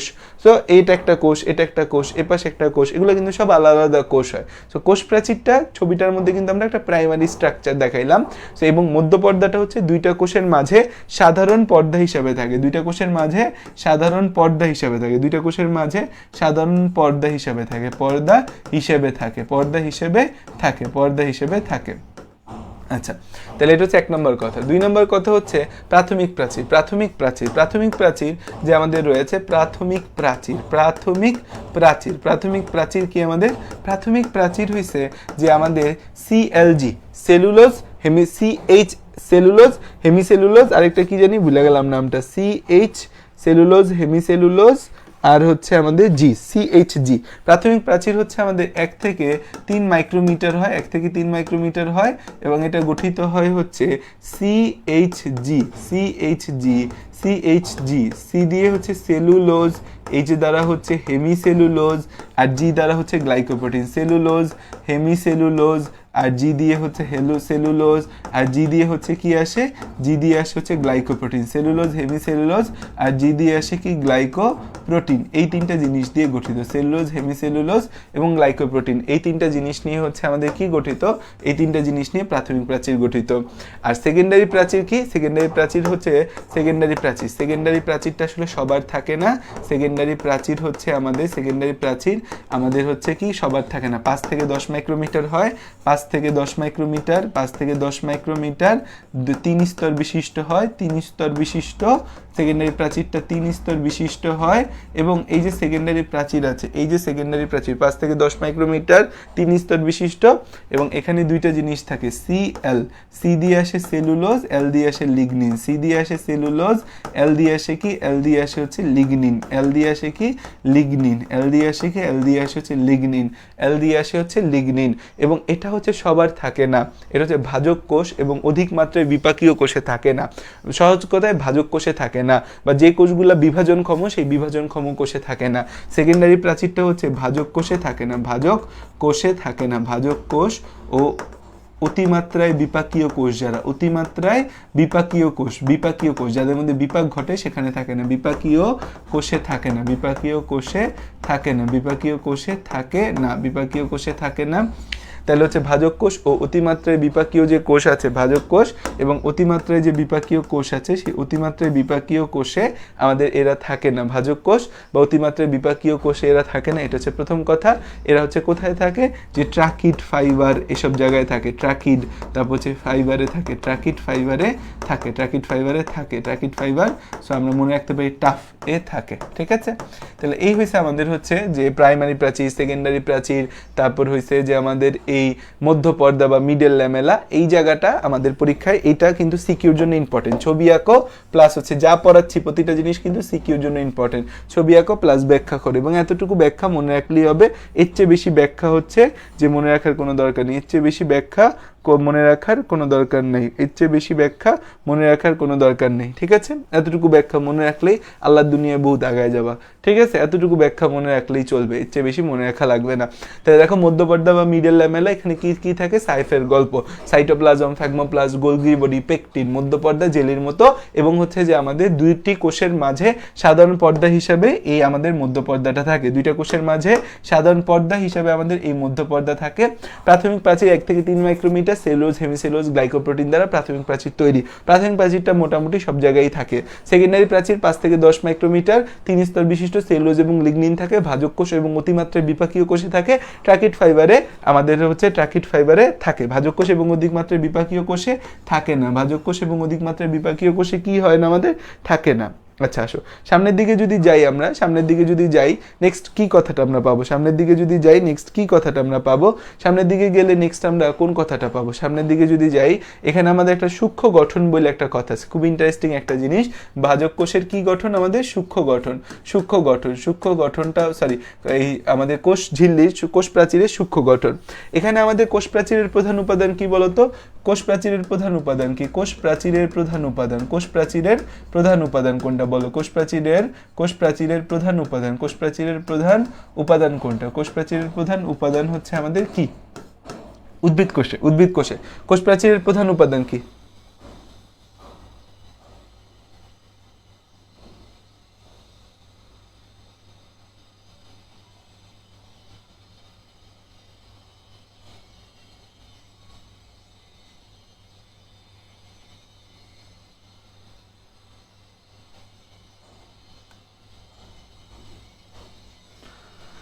কোষ প্রাচীরের প্রধান উপাদান কি, কোষ প্রাচীরের প্রধান উপাদান হচ্ছে উদ্ভিদের সেলুলোজ, সেলুলোজ, সেলুলোজ, সেলুলোজ।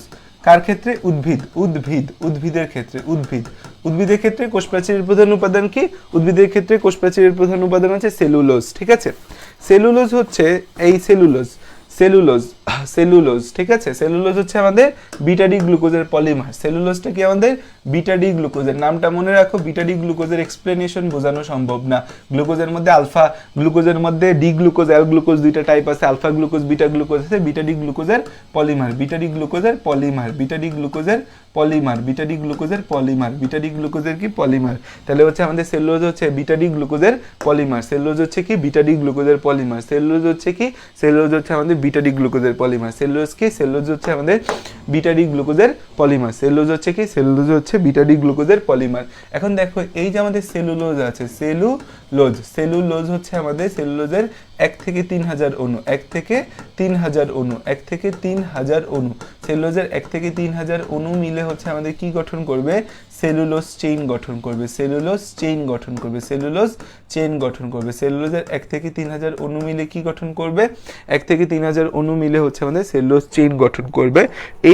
এই সেলুলোজ চেইনের 100টা সেলুলোজ চেইন মিলে তৈরি হয় ক্রিস্টালাইন মাইসিলি।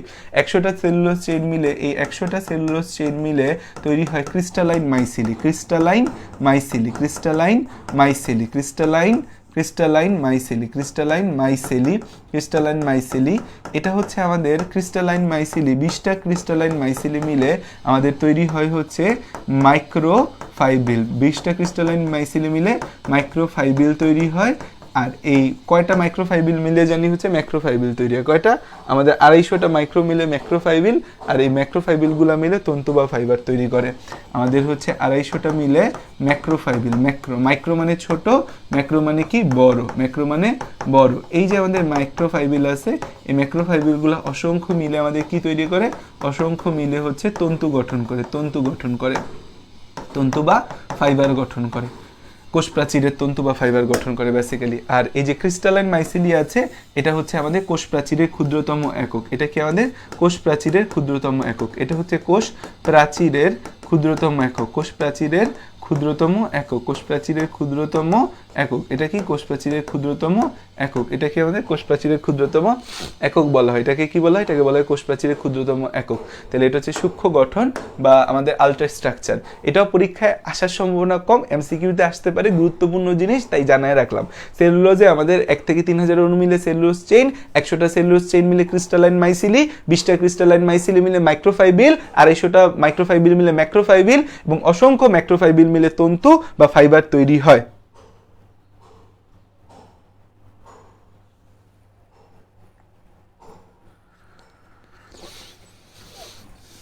কি হয়েছে? কমেন্টে কি বোঝো নাই তোমরা?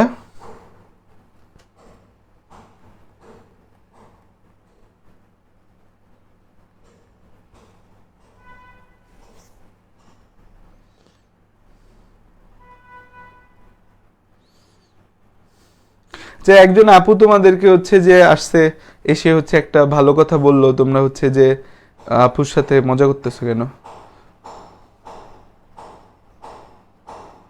কি হচ্ছে কমেন্টে সব? এক মেডিকেল ছাত্রের আত্মহত্যায় জীবন শেষ। আত্মহত্যা সব ছাত্ররাই করে, তাই না? সব ক্লাসে ছাত্র, সব জায়গায় ছাত্ররাই আত্মহত্যা করে। আত্মহত্যা করে না এরকম তো কেউ নাই। কে সুইসাইড নোট দিতেছে? Who is giving the suicide note?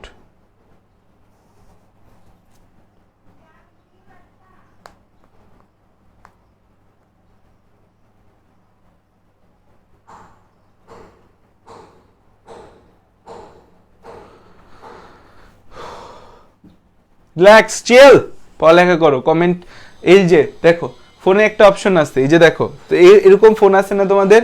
এটা তো আইফোন, তোমাদের তো এর চেয়ে ভালো ভালো ফোন আছে। তাইলে এই যে ফোনটা আছে, এই ফোনটাকে হচ্ছে যে এই ফোনের এই জায়গাটায় ক্লিক করবা, এই ফোনের এই জায়গায় ক্লিক করবা। ক্লিক করার পর এই জায়গায় দেখো যে একটা হচ্ছে যে ইয়া চিহ্ন পাওয়া যায়, এক্সপ্যান্ড চিহ্ন আছে। এই এক্সপ্যান্ড চিহ্নতে ক্লিক করে এরকম চুপচাপ হচ্ছে বসে থাকো, ফোনটা এভাবে রাখো, রাখা হচ্ছে ক্লাস দেখো আর নোট করো। কমেন্ট দেখার দরকারটা কি তোমার?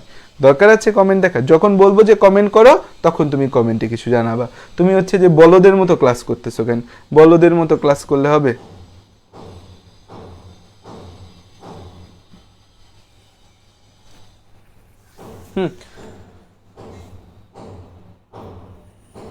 ফাঁকিবাজি করে না, ঠিক আছে? আমরা পড়ি, পড়ালেখা করাটাই আমাদের জীবনের একান্ত মুখ্য বিষয়, আর কোনো কিছু না। কোন আপু কি করলো না করলো সেটা দিয়ে তো কিছু যায় আসে না। যে যা বলুক, তার কমেন্ট ভালো লাগলে লাইক, ভালো না লাগলে ইগনোর, ঠিক আছে? সময় নেই আমাদের হাতে, আমাদের হাতে সময় নেই।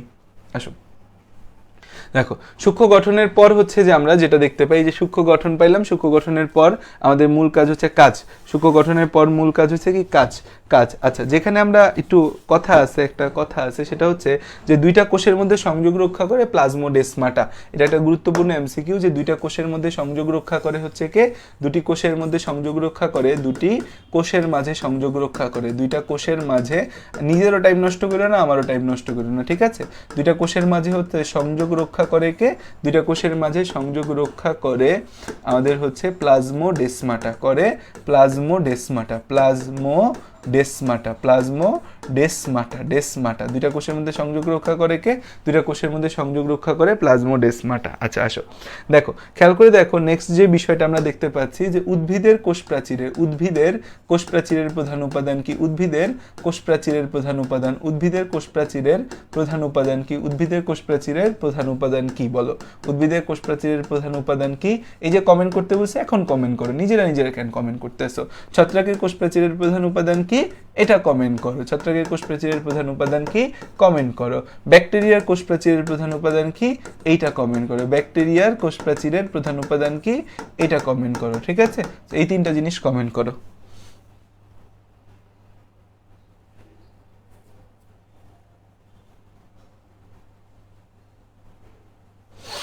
আচ্ছা আসো, এটা কমেন্ট করতে থাকো, আমি তোমাদের কোষ প্রাচীরের কাজ পড়ায় ফেলি। কোষ প্রাচীরের কাজ, কোষ প্রাচীর যে আছে সেই কোষ প্রাচীরের কাজ, কোষ প্রাচীরের কাজ, কোষ প্রাচীরের কাজ। কোষ প্রাচীরের কাজের মধ্যে আমাদের একটা কাজ হচ্ছে কি? এটা কাজ হচ্ছে যে এই কোষকে সুনির্দিষ্ট আকৃতি দেওয়া, ভেতরের সজীব বস্তু রক্ষা, শক্তি ও দৃঢ়তা প্রদান।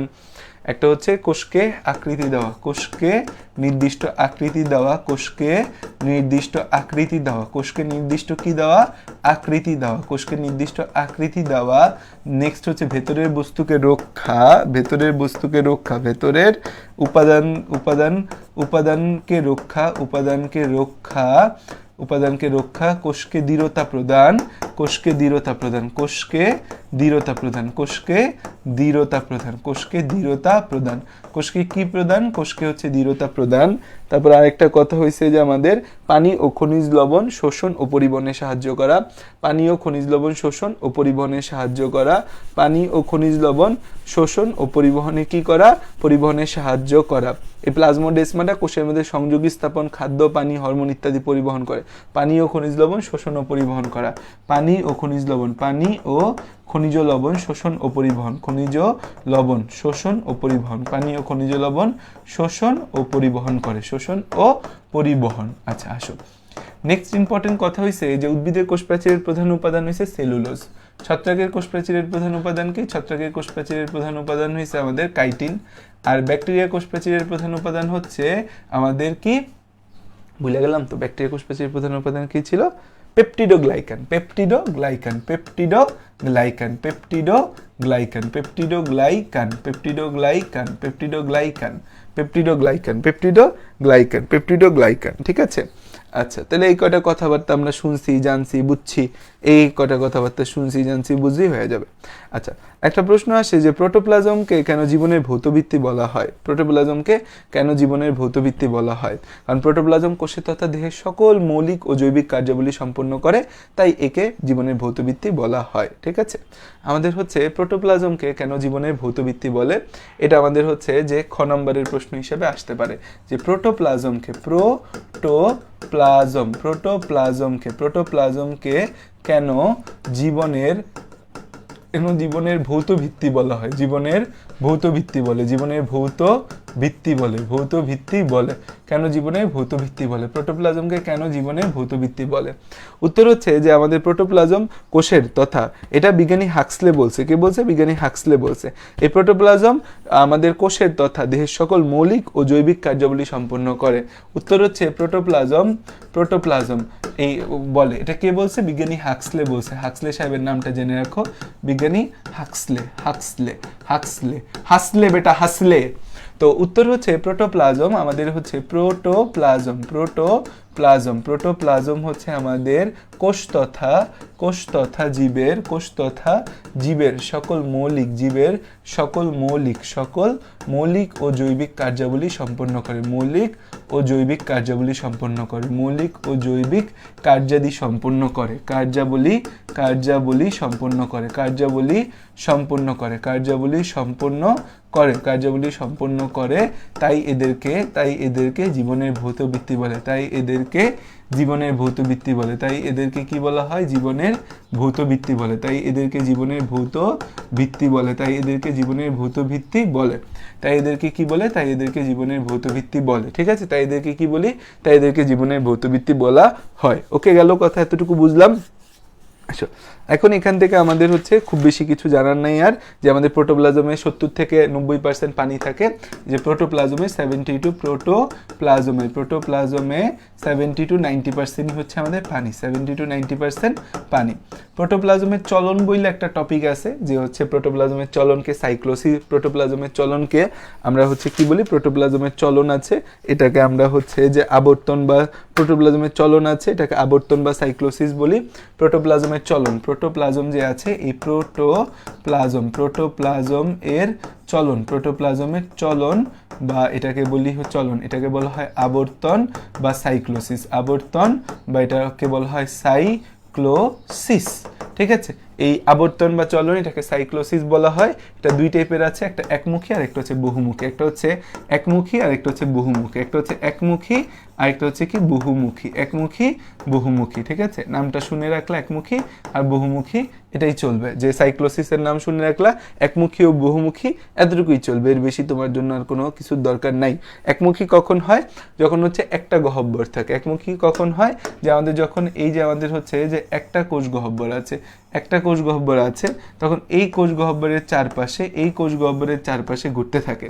আর বহুমুখী কখন হবে, যখন অনেকগুলা ছোট ছোট কোষ গহ্বর থাকবে, যখন অনেকগুলা হচ্ছে আমাদের ছোট ছোট কোষ গহ্বর থাকবে, ছোট ছোট কোষ গহ্বর থাকবে, তখন হচ্ছে কি হবে, এই আমাদের তরলগুলো আছে এরা বহু দিকে আবর্তন করতে থাকবে।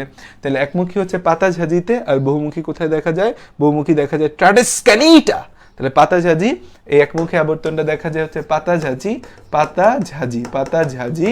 আর এটা দেখা যায় হচ্ছে আমাদের ট্রাডেস ক্যানিটা, ট্রাডেস ক্যানিটা। ঠিক আছে, ক্যানিটা।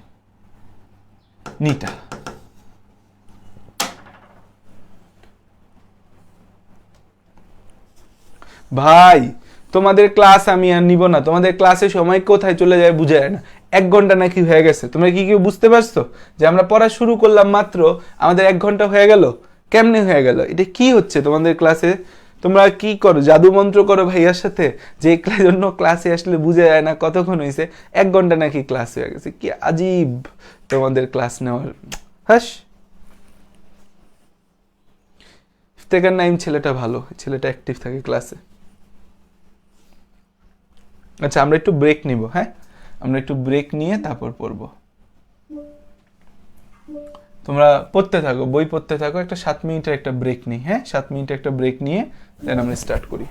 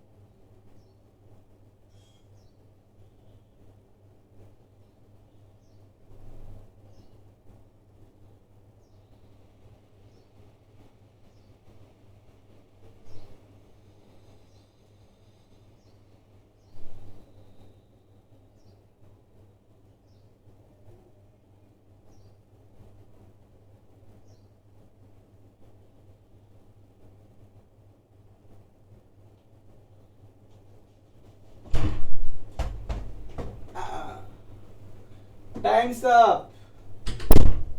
ভাইয়া গেলে খালি টাইম আপ হয়ে যায়, যাইতে টাইম খুঁজে পাই না, গেলাম মাত্র টাইম আপ হয়ে গেল। ক্লাস শুরু করি মাত্র 1 ঘন্টা চলে যায়। কি দুঃখ দুঃখ দুঃখ।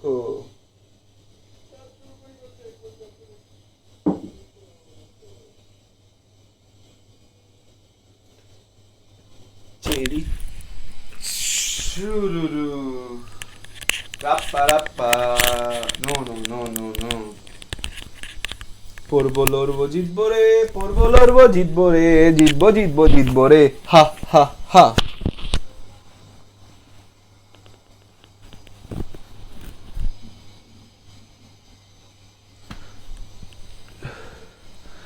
আহ আসো দেখো, তাহলে হচ্ছে আমরা কতটুকু পর্যন্ত পড়ছি? প্রোটোপ্লাজমের চলন টলন, বাবা রে বাবা কি আল্ট্রা লেভেল মডেলের পড়ালেখা করতেছি আমরা, প্রোটোপ্লাজমের চলন পর্যন্ত পড়ে ফেলছি। আসো এবার আসো যে হচ্ছে আমাদের প্লাজমা মেমব্রেন বা কোষ ঝিল্লি। এবার আসো কি আমাদের, এবার আসো হচ্ছে আমাদের plasma membrane, plasma membrane, plasma membrane বা এটাকে কি বলা হয়? কোষ ঝিল্লি। প্লাজমা মেমব্রেন বা এটাকে কি বলা হয়? কোষ ঝিল্লি। প্লাজমা মেমব্রেন বা এটাকে কি বলা হয়? কোষ ঝিল্লি বলা হয়। প্লাজমা মেমব্রেন বা এটাকে কি বলা হয়? কোষ ঝিল্লি বলা হয়। বিজ্ঞানী হচ্ছে কার্ল নাগেলি ও ক্রেমার এটাকে হচ্ছে যে আমাদের কোষ ঝিল্লি নামকরণ করছে। প্লাজমা মেমব্রেন বা কোষ ঝিল্লি বা এটার আরেকটা নাম আছে কি? বায়ো মেমব্রেনও বলা যায়। এটাকে কি বলা হয়? Bio membrane. দেখো এই টপিকটা থেকে একটা প্রশ্ন পরীক্ষার মধ্যে পুটুস করে চলে আসতে পারে, সেই টপিকটা একটু আমরা ফোকাস দিই। এটা হচ্ছে আমাদের 5 স্টার টপিক, এটা হচ্ছে আমাদের 5 স্টার টপিক। এখন হচ্ছে যে এই প্লাজমা মেমব্রেন নামকরণ করছে কে? Plasma membrane. প্লাজমা মেমব্রেন নামকরণ করছে কালো নাগিন। প্লাজমা মেমব্রেন নামকরণ করছে কে?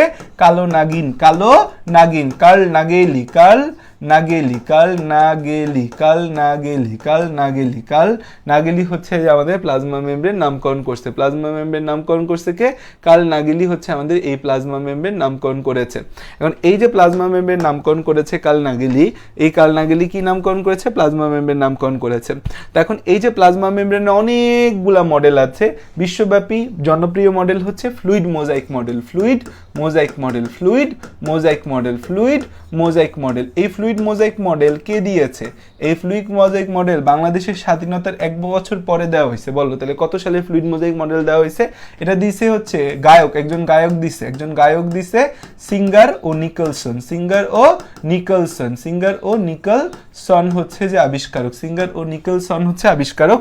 বলো বাংলাদেশের মুক্তিযুদ্ধের ঠিক 1 বছর পরে হচ্ছে যে এটা আসছে। কত সালে আসছে তাহলে এটা? সিঙ্গার ও নিকলসন 1 বছর পরে, কত? 1972 সালে। তারা বাংলাদেশের যুদ্ধ দেখা এই জিনিসটা হচ্ছে যে বলেনি যে যুদ্ধ দেখা তারা 1 বছর একটু মনে স্থবির রাখছিল। তো এটা কত সালে? 1972 সালে, 1972 সালে, 1972 সালে সিঙ্গার ও নিকলসন হচ্ছে এই ফ্লুইড মোজাইক মডেল দেয়। তো এই ফ্লুইড মোজাইক মডেলের মধ্যে হচ্ছে আমরা 4টা জিনিস দেখতে পাই। 1 নম্বর জিনিস হচ্ছে যে আমাদের অংশ, এই ফ্লুইড মোজাইক মডেলের অংশ, ফ্লুইড মোজাইক মডেলের অংশ 1 নম্বর অংশ হচ্ছে ফসফোলিপিড বাইলেয়ার। 1 নম্বর অংশ কি? 1 নম্বর অংশ হচ্ছে phospholipid bilayer, phospholipid bilayer, bilayer, bilayer, bilayer. Bi মানে কি? বাই মানে হচ্ছে 2, বাই ইজ ইকুয়াল টু 2, আর লেয়ার ইজ ইকুয়াল টু কি? লেয়ার ইজ ইকুয়াল টু হচ্ছে স্তর। তাহলে ফসফোলিপিডের 2টা স্তর থাকে। ফসফোলিপিড, ফসফোলিপিড কথাটার ভাঙলে আমরা 3টা জিনিস পাই। ফসফোলিপিড কথাটার ভাঙলে আমরা 3টা জিনিস পাই। একটা হচ্ছে ফসফেট, ফসফেট। 2 নম্বরে হচ্ছে ফ্যাটি অ্যাসিড, ফ্যাটি মানে মোটা অ্যাসিড, কালকের ক্লাসটা যারা করছো সেখানে ফ্যাটি অ্যাসিড সুন্দর করে পড়ায় দেওয়া আছে, প্লাস হচ্ছে গ্লিসারল, ফ্যাটি অ্যাসিড প্লাস হচ্ছে গ্লিসারল। এই 3টা জিনিস ফসফোলিপিড বাইলেয়ারে পাই। 2 নম্বর যেটা আছে মেমব্রেন প্রোটিন, মেমব্রেন প্রোটিন, এই কোষ ঝিল্লি বা কোষ মেমব্রেন, সেই মেমব্রেনের মধ্যে যে প্রোটিন থাকে সেটাকে বলি মেমব্রেন প্রোটিন। 3 নম্বরে থাকে হচ্ছে আমাদের কোলেস্টেরল, কোলেস্টেরল, কোলেস্টেরল। আর 4 নম্বরে কি থাকে? 4 নম্বরে থাকে হচ্ছে গ্লাইকোপ্রোটিন। 4 নম্বরে কি থাকে? Glycocalyx, glycocalyx. 4 নম্বরে থাকে হচ্ছে গ্লাইকোক্যালিক্স, 4 নম্বরে থাকে হচ্ছে গ্লাইকোক্যালিক্স। 4 নম্বরে কি থাকে? গ্লাইকোক্যালিক্স থাকে। ঠিক আছে, আসো তাহলে হচ্ছে আমরা এই যে ফসফোলিপিড বাইলেয়ার দেখতে পাচ্ছি, এখান থেকে মেমব্রেন প্রোটিন দেখতে পাচ্ছি, কোলেস্টেরল দেখতে পাচ্ছি, গ্লাইকোক্যালিক্স দেখতে পাচ্ছি, এই 4টা বিষয় আমরা দেখতে পাচ্ছি। ফসফোলিপিড বাইলেয়ারে এখানে খেয়াল করো, এখানে হচ্ছে যে আমাদের এরকম একটা হচ্ছে যে ফসফোলিপিড বাইলেয়ারের ক্ষেত্রে আমরা এরকম ভাবে ছবিটা আঁকি। সো এখানে এই যে ছবিটা আঁকি এটাকে বলা হয় ফসফেট হেড, এই গোল অংশটাকে বলা হয় কি ফসফেট হেড, এটাকে কি বলা হয় phosphate head, phosphate head, phosphate head. আর এই জায়গাটা নিচের এই অংশটা কি ফ্যাটি অ্যাসিড লেজ, এটাকে কি বলি ফ্যাটি অ্যাসিড লেজ, ফ্যাটি অ্যাসিড লেজ, ফ্যাটি অ্যাসিড লেজ, ফসফেট হেড আর ফ্যাটি অ্যাসিড লেজ, ফসফেট হেড আর ফ্যাটি অ্যাসিড লেজ। এই হচ্ছে যে আমাদের বিষয়। তো চলো আমরা ছবি আঁকি, ছবি এঁকে হচ্ছে আমরা পুরো জিনিসটা বুঝে ফেলি। এটা পরীক্ষার মধ্যে আসবেই, এটা পরীক্ষার মধ্যে আসবেই যে ছবি আঁকো এবং হচ্ছে পুরো জিনিসটাকে তুমি ব্যাখ্যা করো। তো আসো যে আমরা ছবি আঁকি, আমরা কি করি আমরা ছবি আঁকি। সো এই হচ্ছে যে আমাদের দুইটা লেয়ার, আমাদের দুইটা লেয়ার হবে। পরীক্ষায় যখন আঁকবা তখন তুমি হচ্ছে যেরকম dot dot dot dot dot dot দিয়ে এই একটা লেয়ার ডিমার্ক করে নিবা, নিচে dot dot dot dot dot dot দিয়ে আরেকটা লেয়ার ডিমার্ক করে নিবা এবং একটু নিচে আঁকবা, মাঝামাঝি লেভেলে আঁকবা। ছবি সবসময় একদম লাস্টের নাইকে মাঝামাঝি আঁকলে ছবিটা সুন্দর দেখা যায়।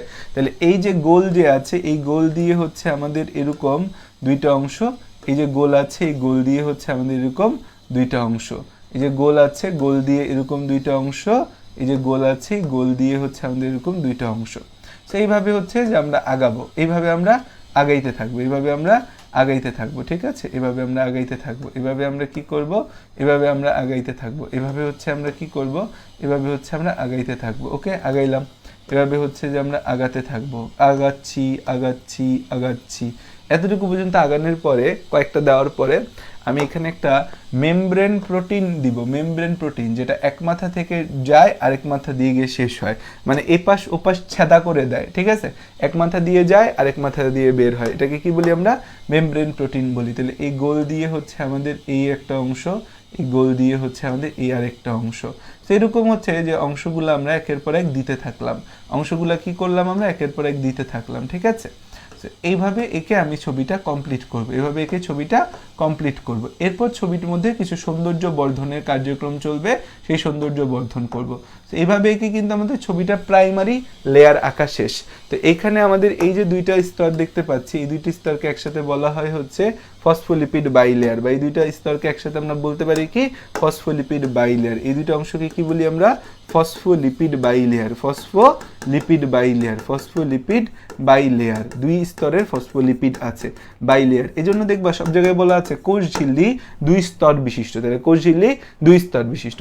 এখন এই যে আমরা প্রোটিন এরকম দেখলাম, আরেকটা প্রোটিন হচ্ছে যেটা একদম নিচের দিকে থাকে, যেটা একদম কি করে নিচের দিকে থাকে একটা প্রোটিন আছে, এক নিচের দিকে থাকে একটা প্রোটিন আছে।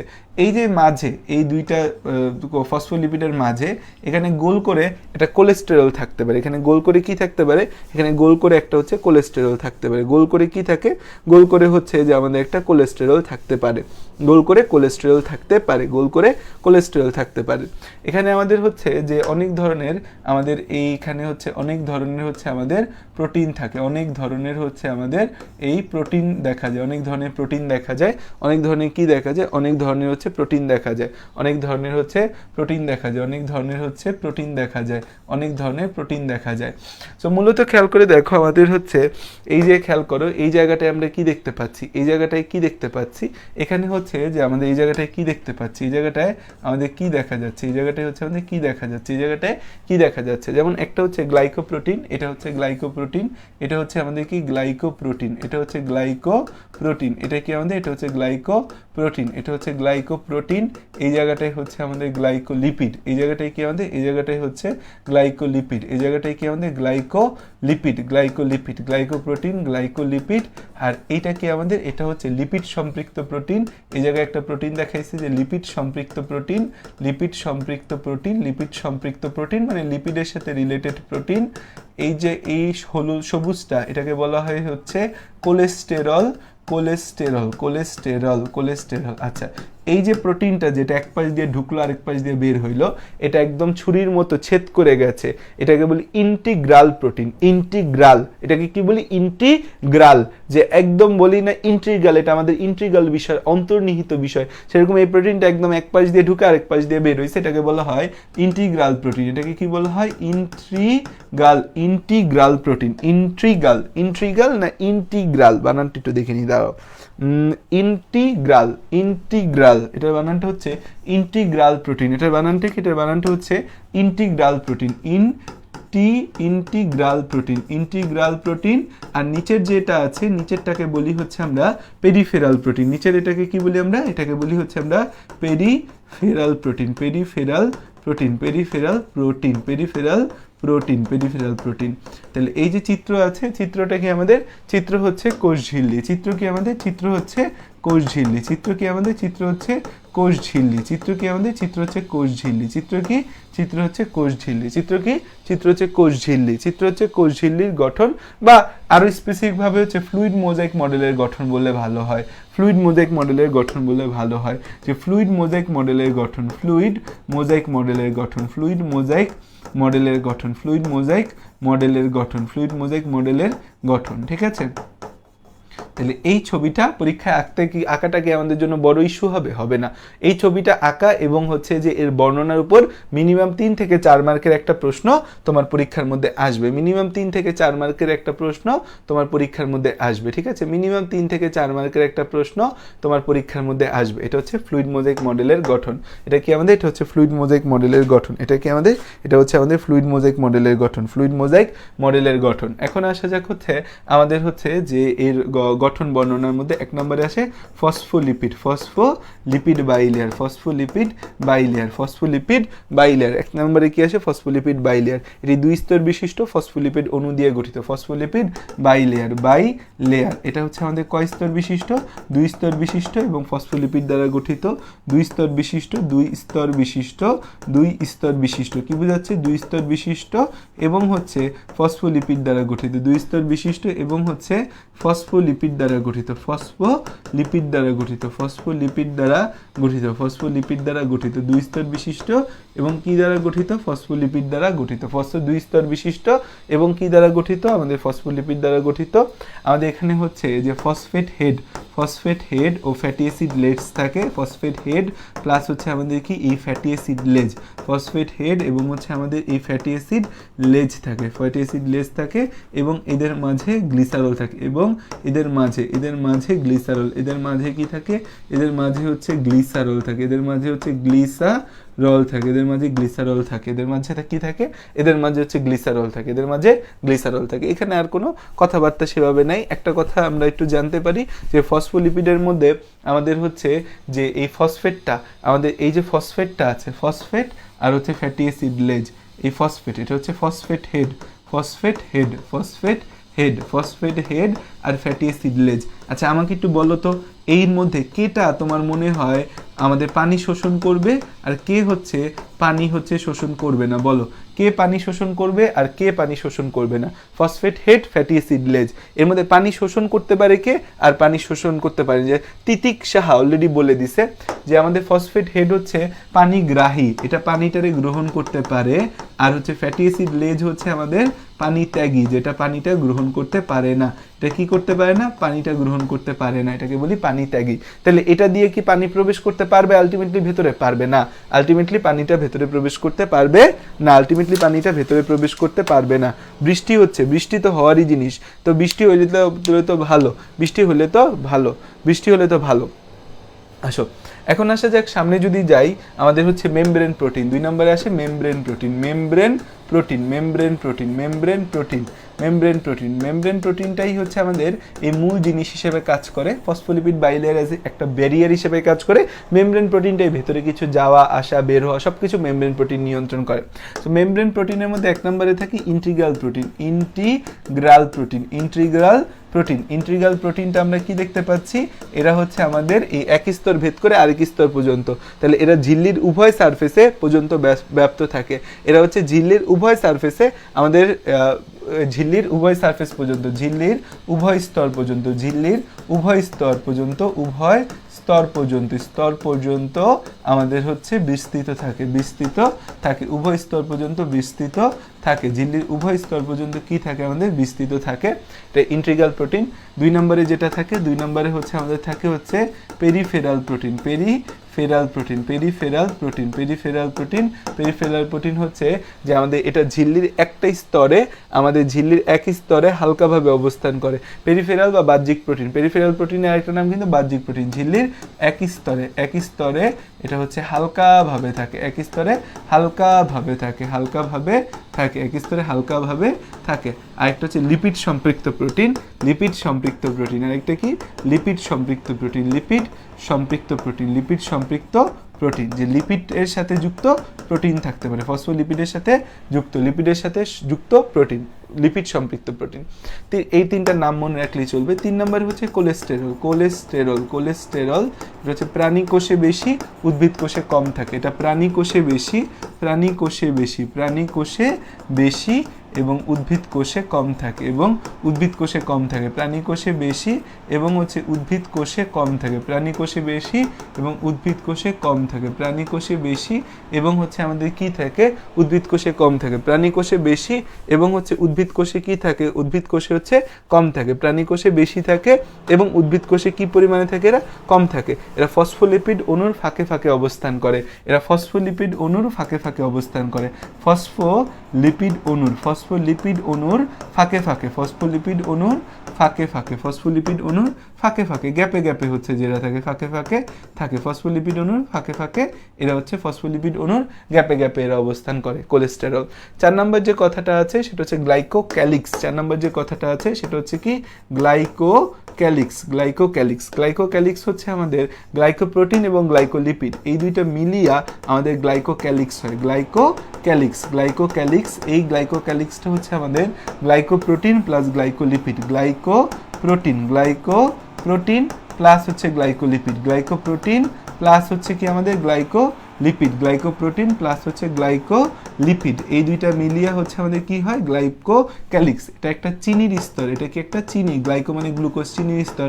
এবং একটা ইম্পর্টেন্ট কথা বলে রাখি এখানে এমসিকিউতে, এই গ্লাইকোক্যালিক্সটা হচ্ছে সেল রিকগনাইজার, সেল রিকগনাইজার, রিকগনাইজার, সেল রিকগনাইজার বা হচ্ছে কোষ চিহ্নিতকারক হিসেবে কাজ করে, কোষ চিহ্নিতকারক, চিহ্নিতকারক, চিহ্নিতকারক হিসেবে কাজ করে, কোষ চিহ্নিতকারক।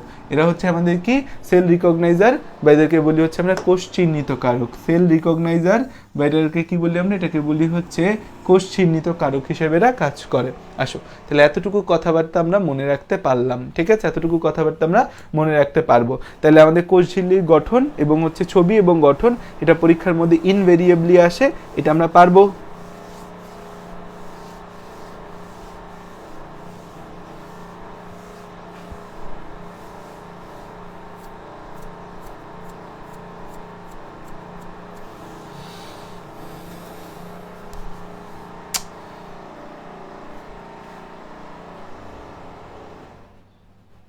ওকে, এখন দেখো সামনে যদি যাই, আমরা হচ্ছে কোষ ঝিল্লির ক্ষেত্রে কিছু কথাবার্তা মনে রাখবো। যে 1 নম্বর হচ্ছে যে কোষ ঝিল্লির চলনকে ফ্লিপ ফ্লপ মুভমেন্ট বলে, কোষ ঝিল্লির চলন, কোষ ঝিল্লির যে চলন আছে সেই চলনকে ফ্লিপ ফ্লপ মুভমেন্ট বলে, ফ্লিপ ফ্লপ মুভমেন্ট বলে। সো ফ্লিপ ফ্লপ মুভমেন্ট নিয়ে প্রশ্ন আসতে পারে, ফ্লিপ ফ্লপ মুভমেন্ট কাকে বলে? ফ্লিপ ফ্লপ মুভমেন্ট বলে। এই যে ফ্লিপ ফ্লপ মুভমেন্ট আছে, ফ্লিপ ফ্লপ মুভমেন্ট জিনিসটা আসলে কি? এই যে ধরো কোষ ঝিল্লি আমাদের হচ্ছে যে এটা একটা কোষ ঝিল্লি, এটা একটা কোষ ঝিল্লি, একটু বড় বড় সাইজের লিখি, যে কোষ ঝিল্লির flip flop movement, flip flop movement. এই যে আমাদের হচ্ছে কোষ ঝিল্লির এ একটা লেয়ার, তারপর হচ্ছে কোষ ঝিল্লির এ আর একটা লেয়ার, কোষ ঝিল্লির এ আর একটা লেয়ার, এই যে হচ্ছে আমাদের 4টা লেয়ার, এখানে আমাদের এ আর একটা লেয়ার, এখানে আমাদের আরেকটা লেয়ার, এখানে আরেকটা লেয়ার, এই যে কোষ ঝিল্লির লেয়ারগুলো দেখতে পাচ্ছি। এটা হচ্ছে যে এ, এটা হচ্ছে বি। কোথা থেকে আসলি তুই? ভার্সিটিতে আসছিলাম, এ বি সি। বৃষ্টি, এমন বৃষ্টি নামছে, বস, পরে এনে এসে বসছি। ওই রুমে গিয়ে এসো, যা, মানে ক্লাস নিচ্ছি না, বই থেকে গেলে ওই রুমে গিয়ে রেস্ট নে। আচ্ছা এখানে বসবি, বস। এখানে বসি, তুই পড়া। আচ্ছা তাহলে এ বি সি, এটাও হচ্ছে যে দেখো এ বি সি, ঠিক আছে? 3টা এ বি সি আছে। আর চার্জার আনছিস? আও, আমি তো তোর পাশে আসবো, এটা তো আমি জানি। আচ্ছা এই যে এবিসি, এবিসি, তাহলে দেখো এখানে কি হয়? এই এ থেকে বিতে বা হচ্ছে সি থেকে বিতে বা হচ্ছে বি থেকে সিতে, এ থেকে বিতে, এরকম তারা হচ্ছে যে জায়গা চেঞ্জ করতে পারে। ধরো একটা এক্সাম্পল দিই, যে এ থেকে বিতে গেছে, এ থেকে বিতে গেছে, এ থেকে যদি বিতে যায়, এটা যদি বিতে যায় আর বিটা কি করে এতে চলে আসে, তখন এদের মধ্যে দেখা যায় এই মুভমেন্টের কারণে আমাদের যে জিনিসটা তৈরি হয় সেটা হচ্ছে যে এরকম হয়, এরকম হয়। সেটা কেমন হয়? এখনো বৃষ্টি হচ্ছে? মাত্রই বৃষ্টি শুরু হয়েছে, আমি মানে ভার্সিটি থেকে বাইরে এসেছি, হঠাৎ এই গুড়া গুড়া বৃষ্টি করতেছে, আমি তো যাইতে পারবো, পরে দিয়ে ভয়াবহ শুরু হয়েছে, চলে আসছি। ভালো করছিস। তাহলে এখানে দেখো যে এটা হচ্ছে বি হয়ে গেল, এটা এ হয়ে গেল, এটা সি হয়ে গেল, এটা হচ্ছে আমাদের কি এ, এটা হচ্ছে বি, এটা হচ্ছে সি। তাহলে এই যে তারা জায়গাটা চেঞ্জ করলো, এই যে জায়গাটা চেঞ্জ করলো এটাকে বলা হয় ফ্লিপ ফ্লপ মুভমেন্ট বলা হয়। এখানে লিপিড অণু আমাদের হচ্ছে তরল পদার্থের ন্যায় ঝিল্লির একই স্তরে স্থান পরিবর্তন করে। এখানে কথাটা ইম্পর্টেন্ট যে আমাদের লিপিড অণু ঝিল্লির একই স্তরে, লিপিড অণু ঝিল্লির একই স্তরে, ঝিল্লির একই স্তরে স্থান পরিবর্তন করে, একই স্তরে স্থান পরিবর্তন করতে পারে, সেম স্তরে, কিন্তু এই লেয়ারে ভিন্ন লেয়ারে কিন্তু যাবে না, একই স্তরে স্থান পরিবর্তন করে পাশে ব্যাপ্ত হয়, পাশে যাইতে পারে, যে পাশের জায়গাটায় যায়, পাশে ব্যাপ্ত হয় এবং অক্ষ বরাবর, নিজের যে অক্ষ আছে, নিজের যে অ্যাক্সিস আছে সেই অ্যাক্সিস বরাবর ঘুরতে পারে, পাশে ব্যাপ্ত হয় এবং নিজ অক্ষ বরাবর ঘুরতে পারে, নিজ অক্ষ বরাবর ঘুরতে পারে। তাহলে খেয়াল করে দেখো আমাদের হচ্ছে যে লিপিড অণু ঝিল্লির একই স্তরে স্থান পরিবর্তন করে, পাশে ব্যাপ্ত হয়, নিজ অক্ষ বরাবর এরা কি করে, ঘুরতে পারে। সো এই জন্য কোষ ঝিল্লির এই ধরনের মুভমেন্টকে ফ্লিপ ফ্লপ মুভমেন্ট বলা হয়।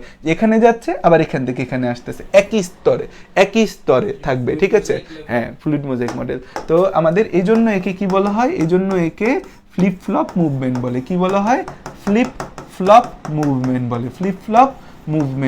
মুভমেন্ট বলে। আচ্ছা দেখো, ফসফোলিপিড বাইলেয়ার আছে, প্রোটিন আছে, তারপর হচ্ছে আমাদের কোলেস্টেরল আছে, গ্লাইকোক্যালিক্স পাইলাম। এটা কিন্তু পরীক্ষায় খ আকারে আসতে পারে, খ আকারে আসার জন্য খুব উপযুক্ত একখান জিনিস। এখন দেখো যে আমাদের হচ্ছে আরো একটা গুরুত্বপূর্ণ কথা সেটা হচ্ছে যে এই যে আমাদের ফ্লুইড মোজাইক মডেল, যে এখানে ফ্লুইডকে আর মোজাইককে, who is fluid and who is mosaic, fluid mosaic model যে বলতেছি, ফ্লুইডটাকে আর মোজাইকটাকে, ফ্লুইড হচ্ছে লিপিড আর মোজাইক হচ্ছে প্রোটিন, মোজাইকটা হচ্ছে প্রোটিন, ঠিক আছে? আসো এখন আসা যাক হচ্ছে আরেকটা প্রশ্ন আসে যে এই ফ্লুইড মোজাইক মডেলকে কেন হিমশৈলী মডেল বা আইসবার্গ মডেল কেন বলা হয়? এটাও একটা প্রশ্ন পরীক্ষার মধ্যে কিন্তু খ আকারে আসে, এই প্রশ্নটা পরীক্ষায় আসে কোনো না কোনো বোর্ডে, কোষ ঝিল্লি কোষ প্রাচীর থেকে একটা প্রশ্ন আসতেছে, এটা ধরেই নাও। তাহলে এরপর হচ্ছে আমাদের প্রশ্ন যে এই যে কোষ ঝিল্লিকে, যে ফ্লুইড মোজাইক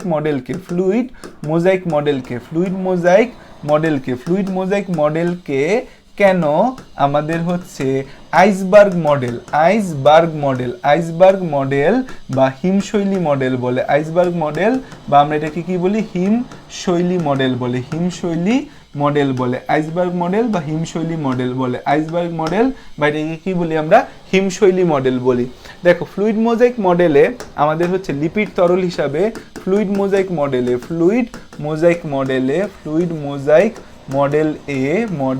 এ আমাদের হচ্ছে লিপিড ফ্লুইড কাজ করে হচ্ছে তরল হিসেবে, এবং সেই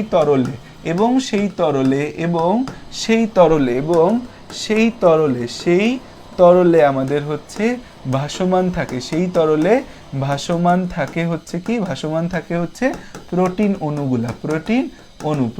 অণু। এই প্রোটিন অণুর মধ্যে যারা বড় বড়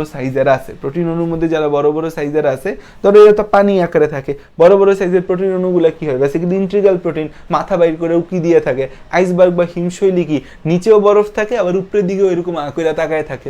সো হচ্ছে প্রোটিন অণু আমাদের থাকে, এই আমাদের তরলে ভাসমান অবস্থায় প্রোটিন অণু থাকে। প্রোটিন অণু হচ্ছে বড় বড় আকৃতির হয়, এবং হচ্ছে বড় আকৃতির হয় ও তরলের উপর বিদ্যমান থাকে, দেখতে হচ্ছে আমাদের হিমশৈলীর বা আইসবার্গের মতো লাগে। শুরুটা করছে কি এই বাড়ির কাজ শেষ না হওয়া পর্যন্ত যন্ত্রণা। তাহলে এই হচ্ছে আমাদের লাগে, এই জন্য হ্যাঁ, কনস্ট্রাকশন কাজ তো খুব দ্রুত শেষ হওয়ার কোনো সম্ভাবনা হ্যাঁ, বিশাল বিল্ডিং হচ্ছে না। আইসবার্গ মডেল তোদের বিল্ডিং যেমন আছে তোমার আশেপাশে সবাই কষ্ট হয়েছে, স্বাভাবিক। হিমশৈলী মডেল বলে, আইসবার্গ মডেল বা হিমশৈলী মডেল বলে, আইসবার্গ মডেল বা হিমশৈলী মডেল বলে, ঠিক আছে। এদিকে কোনো টাইপ সি আছে? টাইপ সি যে ওই রুমে বাইরে।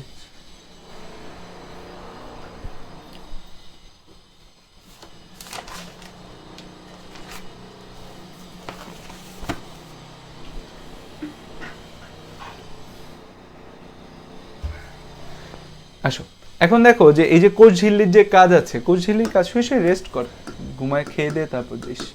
কোষ ঝিল্লির আমাদের হচ্ছে কাজ। আবারও নেটে সমস্যা হয়েছে। কালকে যে তারগুলো লাগাইছিলাম ওগুলো লাস্ট মোমেন্টে হ্যাঁ। মানে একটা কানেকশন ঠিকমতো হয় নাই, চেক করছিলাম কিন্তু প্রায় 1:30 বেজে গেছে, পরে আমি আর থাকবো না, চলে যাই। আবার সকালে যে ঠিক করবো, কিন্তু আবার ভার্সিটিতে আসতেছে, ইমার্জেন্সি কাজে নাহলে স্টুডেন্ট ফি বাতিল করে দিবে। এটি কোষীয় সব বস্তুকে ঘিরে রাখে। এটা কোষীয় সব বস্তুকে কি করে? এটা কোষীয় সব বস্তুকে ঘিরে রাখে। এটা কোষীয় সব বস্তুকে কি করে? এটা কোষীয় সব যে বস্তু আছে, যত বস্তু আছে আমাদের হচ্ছে ঘিরে রাখে। কোষীয় সব বস্তুকে ঘিরে রাখে, বাইরের প্রতিকূল অবস্থা থেকে রক্ষা করে, কোষ ঝিল্লির মধ্য দিয়ে বস্তুর স্থানান্তর, ব্যাপন, নিয়ন্ত্রণ ও সমন্বয় করে, প্রতিকূল অবস্থা থেকে প্রতিকূল অবস্থা থেকে প্রতিকূল অবস্থা থেকে প্রতিকূল অবস্থা থেকে প্রতিকূল অবস্থা থেকে প্রতিকূল অবস্থা থেকে অভ্যন্তরীণ বস্তুকে প্রতিকূল অবস্থা থেকে অভ্যন্তরীণ বস্তুকে অভ্যন্তরীণ বস্তুকে প্রতিকূল অবস্থা থেকে অভ্যন্তরীণ বস্তুকে আমাদের হচ্ছে রক্ষা করে, প্রতিকূল অবস্থা থেকে অভ্যন্তরীণ বস্তুকে রক্ষা করে। তারপর হচ্ছে যে আমাদের বাইরের সাথে অভ্যন্তরে আমাদের বিভিন্ন বস্তুর স্থানান্তর ও ব্যাপন কোষঝিল্লির মধ্য দিয়ে কোষঝিল্লির মধ্য দিয়ে আমাদের হচ্ছে কোষঝিল্লির মধ্য দিয়ে কোষঝিল্লির মধ্য দিয়ে কোষঝিল্লির মধ্য দিয়ে আমাদের হচ্ছে মধ্য দিয়ে স্থানান্তর বিভিন্ন বস্তুর কোষঝিল্লির মধ্য দিয়ে বিভিন্ন বস্তুর স্থানান্তর ব্যাপন নিয়ন্ত্রণ করে স্থানান্তর ও ব্যাপন নিয়ন্ত্রণ করে স্থানান্তর ও ব্যাপন নিয়ন্ত্রণ করে স্থানান্তর ও ব্যাপন কি করে? নিয়ন্ত্রণ করে, ঠিক আছে। তাহলে এইগুলা হচ্ছে এর গুরুত্বপূর্ণ কাজ। আরও কিছু কথা আছে, ভেতর থেকে বাইরে এবং বাইরে থেকে ভেতরে বস্তু স্থানান্তর করে। ঝিল্লিটি একটি কাঠামো হিসেবে কাজ করে এনজাইম, এরা হচ্ছে যে বিভিন্ন রকম তথ্যের ভিত্তি হিসেবে কাজ করে, বিভিন্ন বৃহদাণু সংশ্লেষ করে, এনজাইম অ্যান্টিজেন ক্ষরণ করে, অনেক অনেক অনেক অনেক অনেক কাজ বলা আছে। কোষঝিল্লির মধ্য দিয়ে বিভিন্ন বস্তু স্থানান্তর ব্যাপন হয়। তারপর হচ্ছে বাইরে থেকে ভেতরে এবং ভেতর থেকে বাইরে, বাইরে থেকে ভেতরে, বাইরে থেকে ভেতরে ও ভেতর থেকে বাইরে ও ভেতর থেকে বাইরে, ভেতর থেকে বাইরে, ভেতর থেকে বাইরে, ভেতর থেকে বাইরে বস্তুর স্থানান্তর করে, বস্তুর স্থানান্তর করে, ভেতর থেকে বাইরে বস্তুর স্থানান্তর করে, স্থানান্তর করে, স্থানান্তর করে, স্থানান্তর করে, স্থানান্তর করে, ঠিক আছে, স্থানান্তর করে। তারপর হচ্ছে যে আমাদের নেক্সট কথা হচ্ছে যে এরা আমাদের কি করে? যে বিভিন্ন রকম তথ্যের ভিত্তি, বৃহদাণু সংশ্লেষ করে, তারপর হচ্ছে যে এনজাইম ও অ্যান্টিজেন ক্ষরণ করে, বিভিন্ন তথ্যের ভিত্তি, বিভিন্ন তথ্যের ভিত্তি, বিভিন্ন তথ্যের ভিত্তি হিসেবে কাজ করে, বিভিন্ন তথ্যের ভিত্তি হিসেবে কাজ করে, বৃহদাণু সংশ্লেষ করে, তথ্যের ভিত্তি হিসেবে কাজ করে। তারপর হচ্ছে বৃহৎ অণু সংশ্লেষ করে, বৃহৎ অণু সংশ্লেষ করে, বৃহৎ অণু সংশ্লেষ করে, বৃহৎ অণু সংশ্লেষ করে, বৃহৎ অণু হচ্ছে যে আমাদের সংশ্লেষ করে। তারপর হচ্ছে নেক্সট কথা, 7 নম্বর কথা, যেটা 7 নম্বর কথা হচ্ছে আমাদের এনজাইম ও অ্যান্টিজেন ক্ষরণ করে, স্নায়ু উদ্দীপনা সংবহন করে। এনজাইম অ্যান্টিজেন ক্ষরণ, তাহলে এই কয়টা পয়েন্ট জেনে রাখলে, এনজাইম ও অ্যান্টিজেন ক্ষরণ, এনজাইম ও অ্যান্টিজেন ক্ষরণ, এনজাইম ও অ্যান্টিজেন ক্ষরণ, এনজাইম ও অ্যান্টিজেন ক্ষরণ। এবং আরেকটা পয়েন্ট হচ্ছে যে আমাদের 6, 7, 8 8 নাম্বার মনে রাখতে পারো, স্নায়ু উদ্দীপনা, স্নায়ু উদ্দীপনা বা সংবেদ গ্রহণ, স্নায়ু উদ্দীপনা বা হচ্ছে কি সংবেদ গ্রহণ, স্নায়ু উদ্দীপনা বা সংবেদ গ্রহণ। তো হচ্ছে এই কাজগুলো হচ্ছে আমাদের কি করে? কোষঝিল্লি করে থাকে। এটা হচ্ছে কোষঝিল্লির কাজ। এটা কি আমাদের কোষঝিল্লির কাজ, এটা হচ্ছে কোষঝিল্লির কাজ। ওকে, কোষঝিল্লির কাজ হচ্ছে এরা। এখন আমাদের তাহলে কোষ প্রাচীর, কোষঝিল্লি, এই দুইটাই ভেরি ভেরি ইম্পর্টেন্ট জিনিস আমাদের গেল। এখন কোষঝিল্লির কিছু বিভিন্ন অবস্থা দেওয়া আছে, মাইক্রোভিলাই, ডেসমোজোম, ফ্যাগোসাইটিক ভেসিকল, পিনোসাইটিক ভেসিকল, সে সম্পর্কে একটু ছোট্ট কথা বললে আমাদের কোষঝিল্লির এই পাশটা হচ্ছে শেষ হয়ে যাবে।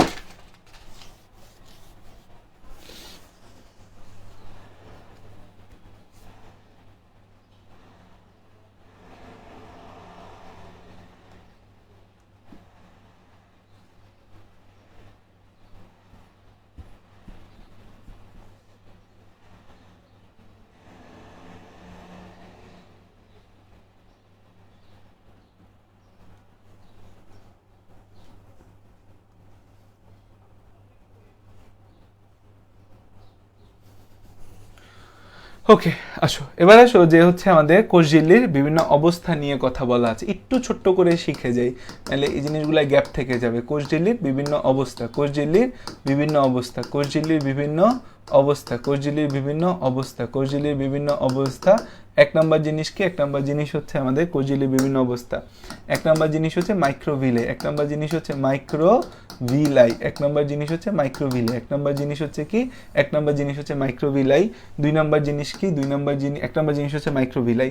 মাইক্রোভিলাই, মাইক্রোভিলাইয়ের সংজ্ঞাটা কি বলা আছে? সেটা বলা আছে যে অন্ত্রের এপিথেলিয়ামের কোষের, এপিথেলিয়াম কোষের মুক্ত প্রান্তে কোষঝিল্লির অন্তঃগহ্বরে ক্ষুদ্রাকৃতি। আচ্ছা, তো হচ্ছে আমাদের এই এপিথেলিয়াম কোষের, এপিথেলিয়াম কোষের, এপিথেলিয়াম কোষের, এপিথেলিয়াম কোষের কোষের কোষঝিল্লির, এপিথেলিয়াম যে কোষের কোষঝিল্লি আছে সেই কোষঝিল্লির অভিক্ষেপ, অভিক্ষেপ, কোষঝিল্লির অভিক্ষেপ, অভিক্ষেপ হচ্ছে আমাদের মাইক্রোভিলাই। এই যে আমাদের হচ্ছে যে একটা কোষ, এই কোষের যে ঝিল্লি আছে সেই ঝিল্লি থেকে ছোট ছোট ছোট যে অভিক্ষেপ হয় তাদেরকে আমরা বলি মাইক্রোভিলাই। এদেরকে কি বলি আমরা? Microvilli, microvilli, microvilli, microvilli. Microvilli হচ্ছে আমাদের কোথায় থাকে? মাইক্রোভিলাই থাকে হচ্ছে ক্ষুদ্রান্তে থাকে, ক্ষুদ্রান্তে থাকে এবং হচ্ছে আমাদের নেফ্রনের নিকটবর্তী পেঁচানো নালিকা, নেফ্রন যে আছে, নেফ্রন, নেফ্রনের প্রক্সিমাল কনভুলেটেড টিবিউলে, নেফ্রনের প্রক্সিমাল কনভুলেটেড টিবিউল, কনভুলেটেড, কনভুলেটেড টিবিউলে, কনভুলেটেড টিবিউলে, টিবিউলে, টিবিউলে থাকে, টিবিউলে থাকে, নেফ্রনের প্রক্সিমাল কনভুলেটেড টিবিউলে থাকে। দুই নম্বর যেটা, দুই নম্বরটা হচ্ছে আমাদের ডেসমোজোম, ডেসমোজোম। দুই নম্বর হচ্ছে কি? ডেসমোজোম। দুই নম্বর কি? ডেসমোজোম। দুই নম্বর হচ্ছে ডেসমোজোম। ডেসমোজোমটা হচ্ছে আমাদের কোষঝিল্লির কোনো কোনো স্থানে টনোফাইবিল নামক অসংখ্য ফিলামেন্টযুক্ত বৃত্তাকার অঞ্চল দেখা যায়। আমাদের এই যে একটা কোষের যে ঝিল্লি আছে, কোষঝিল্লির এই জায়গাটা একটা বৃত্তাকার অঞ্চল দেখা যাচ্ছে এবং বৃত্তাকার অঞ্চলের এখানে যে ফাইবারগুলো দেখা যাচ্ছে এদেরকে বলতেছি টনোফাইবিল। তাহলে এই যে আমাদের বৃত্তাকার অঞ্চল, এটা হচ্ছে আমাদের ফাইবার, এটা হচ্ছে কি আমাদের এই টনোফাইবিল, এটার নাম কি? এটা হচ্ছে একটা বৃত্তাকার অঞ্চল, এটা হচ্ছে একটা বৃত্তাকার অঞ্চল, এটা হচ্ছে যে আমাদের কি? বৃত্তাকার অঞ্চল, এটা হচ্ছে কি আমাদের টনোফাইবিল, এটা কি? টনোফাইব্রিল, টনোফাইব্রিল, টনোফাইব্রিল, টনোফাইব্রিল, টনোফাইব্রিল। এই জিনিসটাকে বলা হয়, পুরো জিনিসটাকে একসাথে কি বলি? ডেসমোজোম বলি, পুরো জিনিসটাকে একসাথে ডেসমোজোম বলা হয়। ফ্যাগোসাইটিক ভেসিকল, যেটা কঠিন বস্তু ভক্ষণের জন্য, phagocytic vesicle, phagocytic vesicle, phagocytic vesicle, phagocytic vesicle, এটা কি করে? আমাদের কঠিন বস্তু ভক্ষণ করে, কঠিন বস্তু ভক্ষণ করে। এই দুইটা টার্ম মনে রেখো। ফ্যাগোসাইটোসিস হচ্ছে কঠিন বস্তু খাওয়ার প্রক্রিয়া আর পিনোসাইটোসিস হচ্ছে সরল বস্তু খাওয়ার প্রক্রিয়া। কঠিন কণা, কঠিন বস্তু ভক্ষণ, কঠিন বস্তু ভক্ষণ, কঠিন বস্তু ভক্ষণ, ভক্ষণের জন্য গহ্বর, যে গহ্বর হয় সেটাকে বলি হচ্ছে আমরা ফ্যাগোসাইটিক ভেসিকল।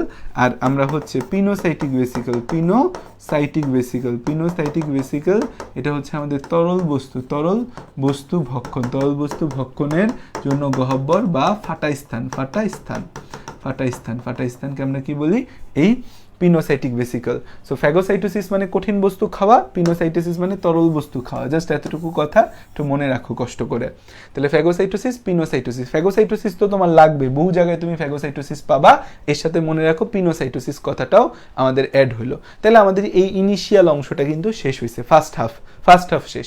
সেকেন্ড হাফ হচ্ছে আমাদের সব অঙ্গাণু, ribosome, Golgi body, endoplasmic reticulum, তারপর হচ্ছে যে আমাদের কি জানি গোলজি বডি, এন্ডোপ্লাজমিক রেটিকুলাম, এই সব অঙ্গাণু আমাদের হচ্ছে সেকেন্ড হাফের মধ্যে চলে আসে। তাহলে আসো, আমরা রাইবোজোম আছে, গোলজি বডি আছে, লাইজোজোম আছে, এন্ডোপ্লাজমিক রেটিকুলাম আছে, মাইটোকন্ড্রিয়া আছে, প্লাস্টিড আছে।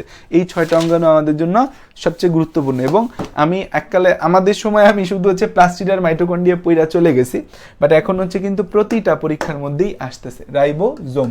খেয়াল করো, রাইবোজোম, রাইবোজোম, রাইবোজোম, রাইবোজোম। এই রাইবোজোম থেকে তোমার কি কি জানতে হবে? Ribosome, ribosome. এই রাইবোজোমটা হচ্ছে আমাদের জানি যে রাইবোজোমকে আমরা প্রোটিন ফ্যাক্টরি বলি। রাইবোজোমকে আমরা কি বলি? রাইবোজোমের 1 নম্বর কথা হচ্ছে রাইবোজোম হচ্ছে প্রোটিন ফ্যাক্টরি। রাইবোজোমের 1 নম্বর কথা হচ্ছে প্রোটিন ফ্যাক্টরি। রাইবোজোম হচ্ছে সার্বজনীন অঙ্গাণু, এরা সাইটোপ্লাজমের মুক্ত অবস্থায় বা অন্তঃপ্লাজমিক জালিকার গায়ে থাকে।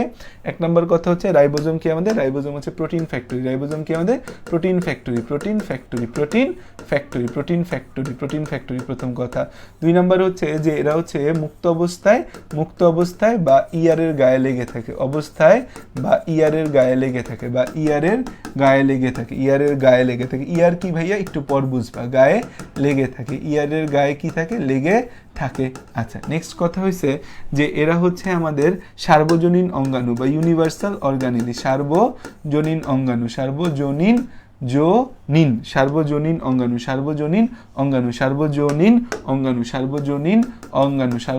অঙ্গাণু বা ইউনিভার্সাল অর্গানালি, সার্বজনীন অঙ্গাণু বা এটাকে বলা হয় হচ্ছে ইউনিভার্সাল অর্গানালি,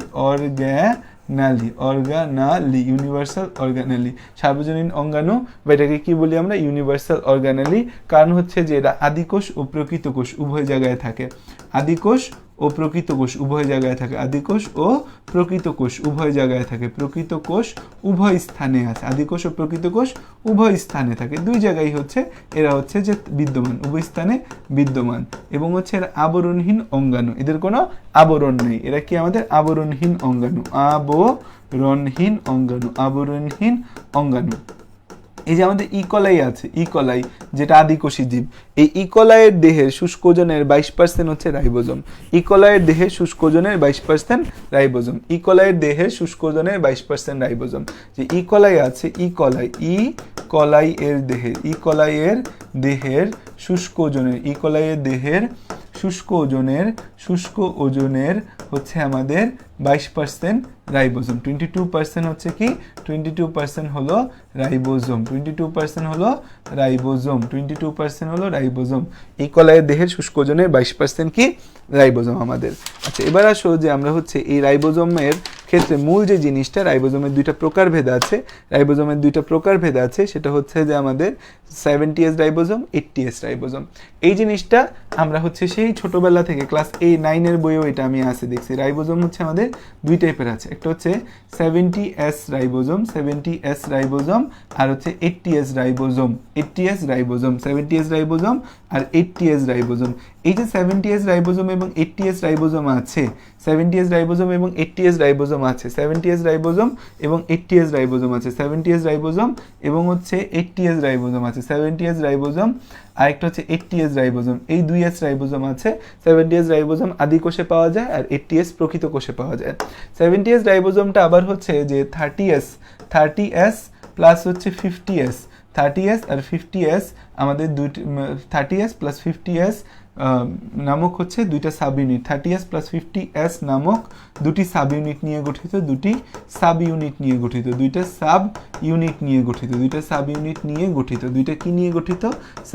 নিয়ে গঠিত, ঠিক আছে।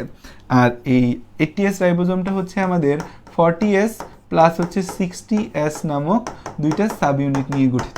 এখন আমরা ম্যাথে শিখছি 30 আর 50 হচ্ছে 80 আর 40 আর 60 হচ্ছে 100, কিন্তু এটা তো ম্যাথ না রে বাবা, এটা তো বায়োলজিতে তো হিসাব আলাদা। এই S কথাটার অর্থ কি, S is equal to Svedberg unit, S সমান কি, S ইজ ইকুয়াল টু হচ্ছে S ভেদবার্গ ইউনিট বা এটাকে বলি হচ্ছে কি আমরা ভেদবার্গ একক। ভেদবার্গ একক জিনিসটা কি, ভেদবার্গ একক বা এটাকে বলা হয় অধক্ষেপ হার, এটাকে কি বলা হয়, অধক্ষেপ হার।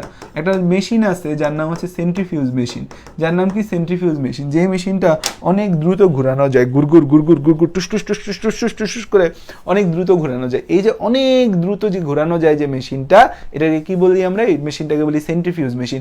এই সেন্ট্রিফিউজ মেশিনে যদি কোনো কিছুকে ঘোরার পর তার কিছু অধক্ষেপ পড়ে, সেই অধক্ষেপটার হারকে বা অধক্ষেপের পরিমাণকে নির্ণয়ের একক হচ্ছে আমাদের এই ভেদবার্গ একক। সো এটাকে S দ্বারা প্রকাশ করা হয়। সো 70S 80S এটা দিয়ে মূলত আমাদের কি বোঝায়, অধক্ষেপ বোঝায়। এখন খেয়াল করো যে এই যে আমাদের একটা কলম, এই যে কলমটা আমার হাতে আছে জেল পেন, এই কলমের এই একটা অংশ, এই আরেকটা অংশ, দুইটা অংশ এই কলমের আমরা দেখতে পাচ্ছি। কলমের কয়টা অংশ, দুইটা অংশ, এই একটা অংশ, এই আরেকটা অংশ, কয়টা অংশ, একটা এই কলমের দুইটা অংশ। তো এটা ছোট স্মল সাব ইউনিট, এটা বড় এটা লার্জ সাব ইউনিট, মানে এটা ছোট অংশ এটা বড় অংশ। এই ছোট অংশটা ধরো হচ্ছে আমাদের 30s, বড় অংশটা ধরো 50s। সো এই 30 আর 50 মিলা কত হওয়ার কথা, 80 হওয়ার কথা, আলাদা আলাদা যদি এইভাবে রাখো, কিন্তু কলমটা কিভাবে থাকে, থাকে না, একটা একটার ভেতরে ঢুকে যায়, একটা একটার ভেতরে ঢুকে যায়। সো ভেতরে ঢোকার পর মাইপা দেখো, মাইপা দেখলে দেখবো যে এটা 70s বা 60s এরকম এর দৈর্ঘ্য হবে। ঠিক তেমনি আমাদের হচ্ছে যে দুইটা সাব ইউনিট থাকে, যে দুইটা সাব ইউনিটের মধ্যে দুইটা অংশ একটা একটার ভেতরে হচ্ছে ইনভেজিনেট হয়ে থাকে বা ভেতরে ঢুকে থাকে, ভেতরে ঢুকে থাকে। এই জন্য দেখা যায় আমাদের কি হয়, এই জন্য হচ্ছে যে আমাদের কি হবে, এই জন্য আমাদের হচ্ছে যে এই সাইজটা বা এই আমরা যে হিসাব মিলাইতে পারি না, ঠিক আছে, সবার হিসাব মিলে আমার হিসাব মেলে না। তো এই হয়েছে আমাদের কথা, এই হয়েছে আমাদের কথা, এই হয়েছে আমাদের কথা, ঠিক আছে, এই হয়েছে আমাদের কথা। এখন তাইলে আসো যে আমরা তাইলে এতটুকু বুঝলাম, সাব ইউনিটের কথাটা বুঝলাম। এখন আমরা হচ্ছে রাইবোজোমের গঠন এবং হচ্ছে যে ছবি, গঠন এবং ছবি সম্পর্কে আমরা জানবো, রাইবোজোমের গঠন এবং ছবি সম্পর্কে জানবো। আসো রাইবোজোমের গঠন এবং ছবি, রাইবোজোমের চিত্র এবং হচ্ছে রাসায়নিক গঠন এবং চিত্র, এই দুইটা জিনিস শিখতে হবে। রাসায়নিক গঠন এবং চিত্র এই দুইটা বিষয় শিখতে হবে। দেখো আমাদের হচ্ছে রাইবোজোমের এই রাসায়নিক গঠন, রাইবোজোমের রাসায়নিক গঠন, রাইবোজোম এর রাসায়নিক গঠন, রাইবোজোমের রাসায়নিক গঠন, রাইবোজোমের রাসায়নিক গঠন, রাসায়নিক গঠন, রাসায়নিক গঠন, রাসায়নিক গঠন, রাইবোজোমের রাসায়নিক গঠন, রাইবোজোমের কি গঠন, রাইবোজোমের রাসায়নিক গঠন, রাইবোজোমের রাসায়নিক গঠন, রাইবোজোমের হচ্ছে রাসায়নিক গঠন, রাইবোজোমের হচ্ছে যে রাসায়নিক গঠন, রাইবোজোমের কি গঠন, রাইবোজোমের হচ্ছে যে রাসায়নিক গঠন, রাইবোজোমের কি গঠন, রাইবোজোমের হচ্ছে যে আমাদের যে রাসায়নিক গঠন, রাইবোজোমের কি গঠন, রাইবোজোমের রাসায়নিক গঠন। তো এরকম একটা ছবি হচ্ছে যে আমরা দেখতে পাই, এরকম একটা ছবি হচ্ছে রাইবোজোমের রাসায়নিক গঠনের মধ্যে দেখা যায়, এরকম একটা ছবি দেখা যায়, এরকম একটা ছবি হচ্ছে যে আমরা দেখতে পাই। সো এখানে দুইটা সাব ইউনিট আছে, এটা ধরো 40s sub unit, 40s sub unit, 40s sub unit, তাহলে 40s এর সাথে কত হবে 60s, তাহলে এই জায়গাটা হচ্ছে আমাদের 60s sub unit, 60s sub unit, 60s sub unit. এখন রাইবোজোমের মূল কাজ কি, রাইবোজোমের মূল কাজ হচ্ছে প্রোটিন সংশ্লেষ করা, সরি রাইবোজোমের মূল কাজ কি, রাইবোজোমের মূল কাজ হচ্ছে প্রোটিন সংশ্লেষ করা। কি করা, প্রোটিন সংশ্লেষ করা, প্রোটিন সংশ্লেষ করা হচ্ছে রাইবোজোমের মূল কাজ, প্রোটিন সংশ্লেষ করা রাইবোজোমের মূল কাজ। তো এখানে এমআরএনএ, টিআরএনএ এই জিনিসগুলো সবসময় থাকবে। এখানে দেখা যায় হচ্ছে যে আমাদের এখানে এখানে হচ্ছে একটা এমআরএনএ দেখাচ্ছে, এমআরএনএর মধ্যে 3টা কোডন আছে, আর এই 3টা কোডনের বিপরীতে আমাদের এখানে একটা টিআরএনএ দেখাচ্ছে। কি দেখাচ্ছে, একটা টিআরএনএ দেখাচ্ছে, এখানে একটা টিআরএনএ দেখাচ্ছে, এখানে একটা হচ্ছে যে টিআরএনএ দেখাচ্ছে, এখানে একটা টিআরএনএ দেখাচ্ছে, ঠিক আছে। এমআরএনএ টিআরএনএ এরা ট্রান্সলেশন প্রক্রিয়ায় কি করে, এরা ট্রান্সলেশন প্রক্রিয়ায় হচ্ছে আমাদের, এরা ট্রান্সলেশন প্রক্রিয়ায় আমাদের কি করে, এরা ট্রান্সলেশন প্রক্রিয়ায়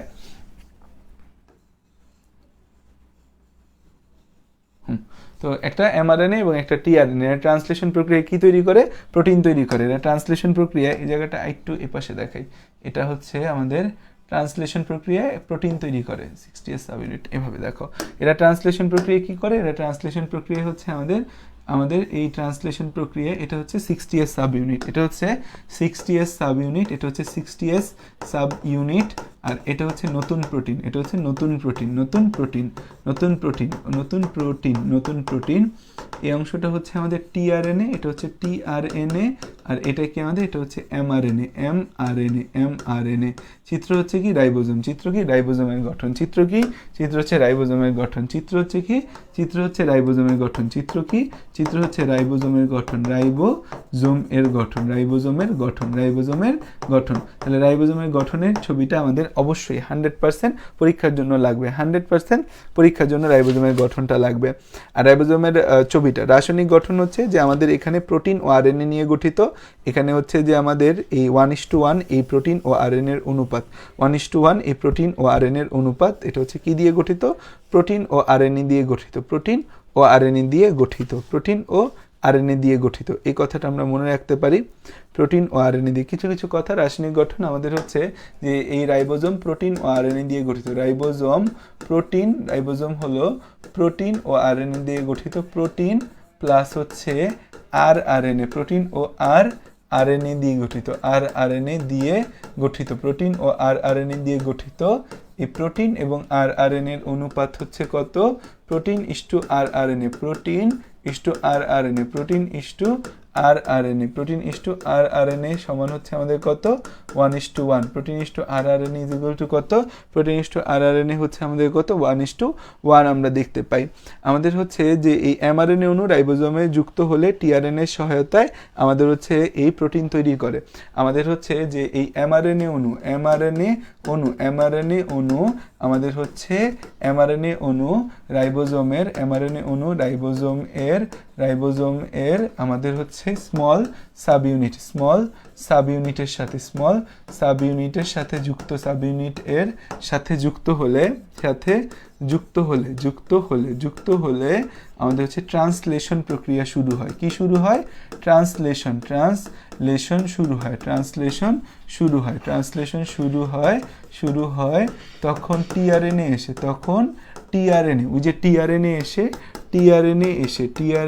এসে আমাদের হচ্ছে প্রোটিন তৈরি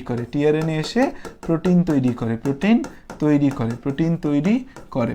আমাদের হচ্ছে এই যে লার্জ সাব ইউনিট যে আছে এই 60S লার্জ সাব ইউনিট, এই 60S এ আমাদের হচ্ছে এই 60S লার্জ সাব ইউনিটে আমাদের হচ্ছে টিআরএনএ বসার লার্জ সাব ইউনিট যেটা বড় হয়, লার্জ সাব ইউনিটে আমাদের টিআরএনএ বসার তিনটা স্থান থাকে। টিআরএনএ বসার তিনটা স্থান থাকে। টিআরএনএ বসতে পারে কয়টা স্থানে? তিনটা স্থান বা তিনটা মঞ্চ থাকে টিআরএনএ বসার। যা একটা হচ্ছে এ স্থান, পি স্থান, ই স্থান, আমাদের হচ্ছে এই স্থান, টি স্থান আর এই স্থান, পি স্থান আর ই স্থান। এই স্থান বা এটাকে বলা হয় অ্যাসাইলেশন স্থান। পি স্থান এটাকে বলা হয় পেপটাইডেশন স্থান। আরেকটা হচ্ছে আমাদের এই স্থান, পি স্থান আর ই স্থান হচ্ছে এক্সিট বা নির্গমনের স্থান। এই নামগুলা জাস্ট শুনে রাখো। অ্যাসাইলেশন কি, পেপটাইডেশন কি, এটা আমরা নেক্সট ক্লাসে যখন আমরা ট্রান্সলেশন পড়ব তখন জানবো। তাহলে রাইবোজোমের গঠনের মধ্যে দেখো, রাইবোজোম হলো প্রোটিন এবং rRNA দিয়ে গঠিত তৈরি একটা জিনিস। এখানে প্রোটিন এবং rRNA অনুপাত 1:1 হয়। এই mRNA অণু এই রাইবোজোমের স্মল সাব ইউনিটের সাথে যুক্ত হলে ট্রান্সলেশনটা শুরু হয় এবং তখন টিআরএনএ এসে প্রোটিন তৈরি করে। এই টিআরএনএ বসার হচ্ছে আমাদের তিনটা স্থান বা মঞ্চ থাকে। তোমাদের বই 4টা স্থান বলা আছে, কিন্তু সেটা টিআরএনএ বসার স্থান না, বলা আছে রাইবোজোমে টোটাল 4টা স্থান আছে। একটা হচ্ছে mRNA যুক্ত স্থান আর তিনটা হচ্ছে APE, এই তিনটা স্থান। রাইবোজোমের কাজ হচ্ছে 1 নম্বর কাজ প্রোটিন সংশ্লেষ করা, এটাই হচ্ছে 1 নম্বর কাজ। 2 নম্বর কাজ হচ্ছে গ্লুকোজের ফসফোরাইলেশন, স্নেহজাতীয় পদার্থ বিপাকে সাহায্য করে। এই রাইবোজোমের হচ্ছে বেসিক্যালি 3টা কাজ। রাইবোজোমের 3টা কাজ প্রোটিন সংশ্লেষ করা, এই জন্য একে প্রোটিন ফ্যাক্টরি বলা হয়। অ্যামাইনো অ্যাসাইল না, অ্যামাইনো অ্যাসাইল নাকি হচ্ছে, হ্যাঁ অ্যামাইনো অ্যাসাইল স্থান, সরি শুধু অ্যাসাইলেশন না, অ্যামাইনো অ্যাসাইল স্থান। Thank you. অ্যামাইনো অ্যাসাইল স্থান, এরকম বাচ্চা কাচ্চাই তো দরকার। অ্যামাইনো অ্যাসাইল স্থান, যারা ক্লাসে আমি ভুল করলে ভুলগুলা ধরে দিবে। অ্যামাইনো অ্যাসাইল স্থান, অ্যামাইনো অ্যাসাইল স্থান, ঠিক আছে। আসো তারপর আসা যাক হচ্ছে আমাদের নেক্সট কথা যেখানে যাব রাইবোজোমের কাজ হচ্ছে আমাদের 3টা কাজ আমরা মনে রাখবো। রাইবোজোমের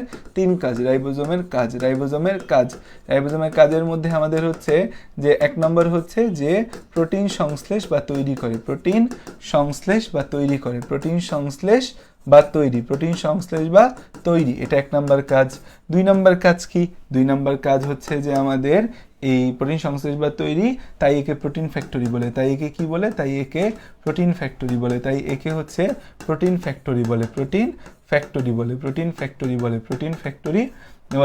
কি বলা হয়? তাই একে বলা হয় হচ্ছে প্রোটিন ফ্যাক্টরি। তাই একে কি বলা হয়? তাই একে বলা হয় হচ্ছে প্রোটিন ফ্যাক্টরি। রাইবোজোমের কাজ আমাদের প্রোটিন সংশ্লেষ বা তৈরি করে, তাই একে কি বলে? প্রোটিন ফ্যাক্টরি বলে। 2 নম্বর কাজ হচ্ছে রাইবোজোম হচ্ছে যে আমাদের গ্লুকোজের ফসফোরাইলেশনে সাহায্য করে। গ্লুকোজের ফসফোরাইলেশনে সাহায্য করে। গ্লুকোজের ফসফোরাইলেশনে সাহায্য করে। গ্লুকোজের ফসফোরাইলেশনে সাহায্য করে। ফসফোরাইলেশনে কি করে, সাহায্য করে, গ্লুকোজের ফসফোরাইলেশনে সাহায্য করে। 3 নাম্বার জিনিস হচ্ছে যে আমাদের স্নেহ বিপাকে সাহায্য করে, স্নেহ বিপাক, স্নেহ জাতীয় পদার্থের বিপাক বা মেটাবলিজমে সাহায্য করে, বিপাক বা মেটাবলিজমে সাহায্য করে, মেটাবলিজমে সাহায্য করে। তাহলে এই যে রাইবোজোম আছে, এই রাইবোজোমটা কিন্তু আমাদের পরীক্ষায় আসার মতো একটা খুব গুরুত্বপূর্ণ জিনিস। রাইবোজোম থেকে কিন্তু পরীক্ষায় প্রশ্ন আসবে এবং রাইবোজোম থেকে ইচ অ্যান্ড এভরিথিং যা যা লাগবে আমরা কিন্তু তোমাদেরকে গুছিয়ে দিছি। আজকে এতটুকুই থাকবে। কালকে আমরা 2টা ক্লাস নেব, কারণ আজকে আমার 4 ক্লাস, তো 4টা ক্লাস আছে আমার, আবার দুইটা একটা ক্লাস আছে। তো আজকে এতটুকুই থাকবে। কালকে তোমাদের 2টা ক্লাস হবে। কালকে আমার আলফাবেটসে ক্লাস নেই, সো কালকে আমি তোমাদের 2টা ক্লাস নিব। একটা ক্লাস নিব হচ্ছে সকাল 10টায়, আজকের মতো সকাল 10টায় হচ্ছে আমাদের প্রথম ক্লাস হবে। সকাল 10টায় কোষ ও এর গঠন 2, কোষ ও এর গঠন 2, আর হচ্ছে যে রাত 9টায় হচ্ছে আমাদের নেক্সট ক্লাস হচ্ছে কোষ ও এর গঠন 3। তাইলে আমাদের ইনশাল্লাহ কালকে কোষের গঠন আমরা শেষ করতে পারবো। একটু সময় দিতে হবে। কালকে আমার কালকে এক ব্যাচে ক্লাস শুধু, তো আমার পেইড ব্যাচের একটা ব্যাচে ক্লাস। সো কালকে আমি তোমাদের হচ্ছে 2টা ক্লাস নিয়ে দিতে পারবো। সো কালকে 2 ক্লাস নিয়ে আমরা ইনশাল্লাহ এই চ্যাপ্টারটা শেষ করে দিলে আমাদের বোটানি 6টা অধ্যায় শেষ। আর জুলো একটা বাকি থাকবে, জীব প্রযুক্তি। আর জুলজিরও তো আমাদের 6টা অধ্যায় শেষ, শুধু জিন তত্ত্ব ও বিবর্তন বাকি আছে। ঠিক আছে, তাহলে আমাদের কোর্সটা কিন্তু একদম শেষের দিকে, সমাপ্তির পথে ইনশাল্লাহ।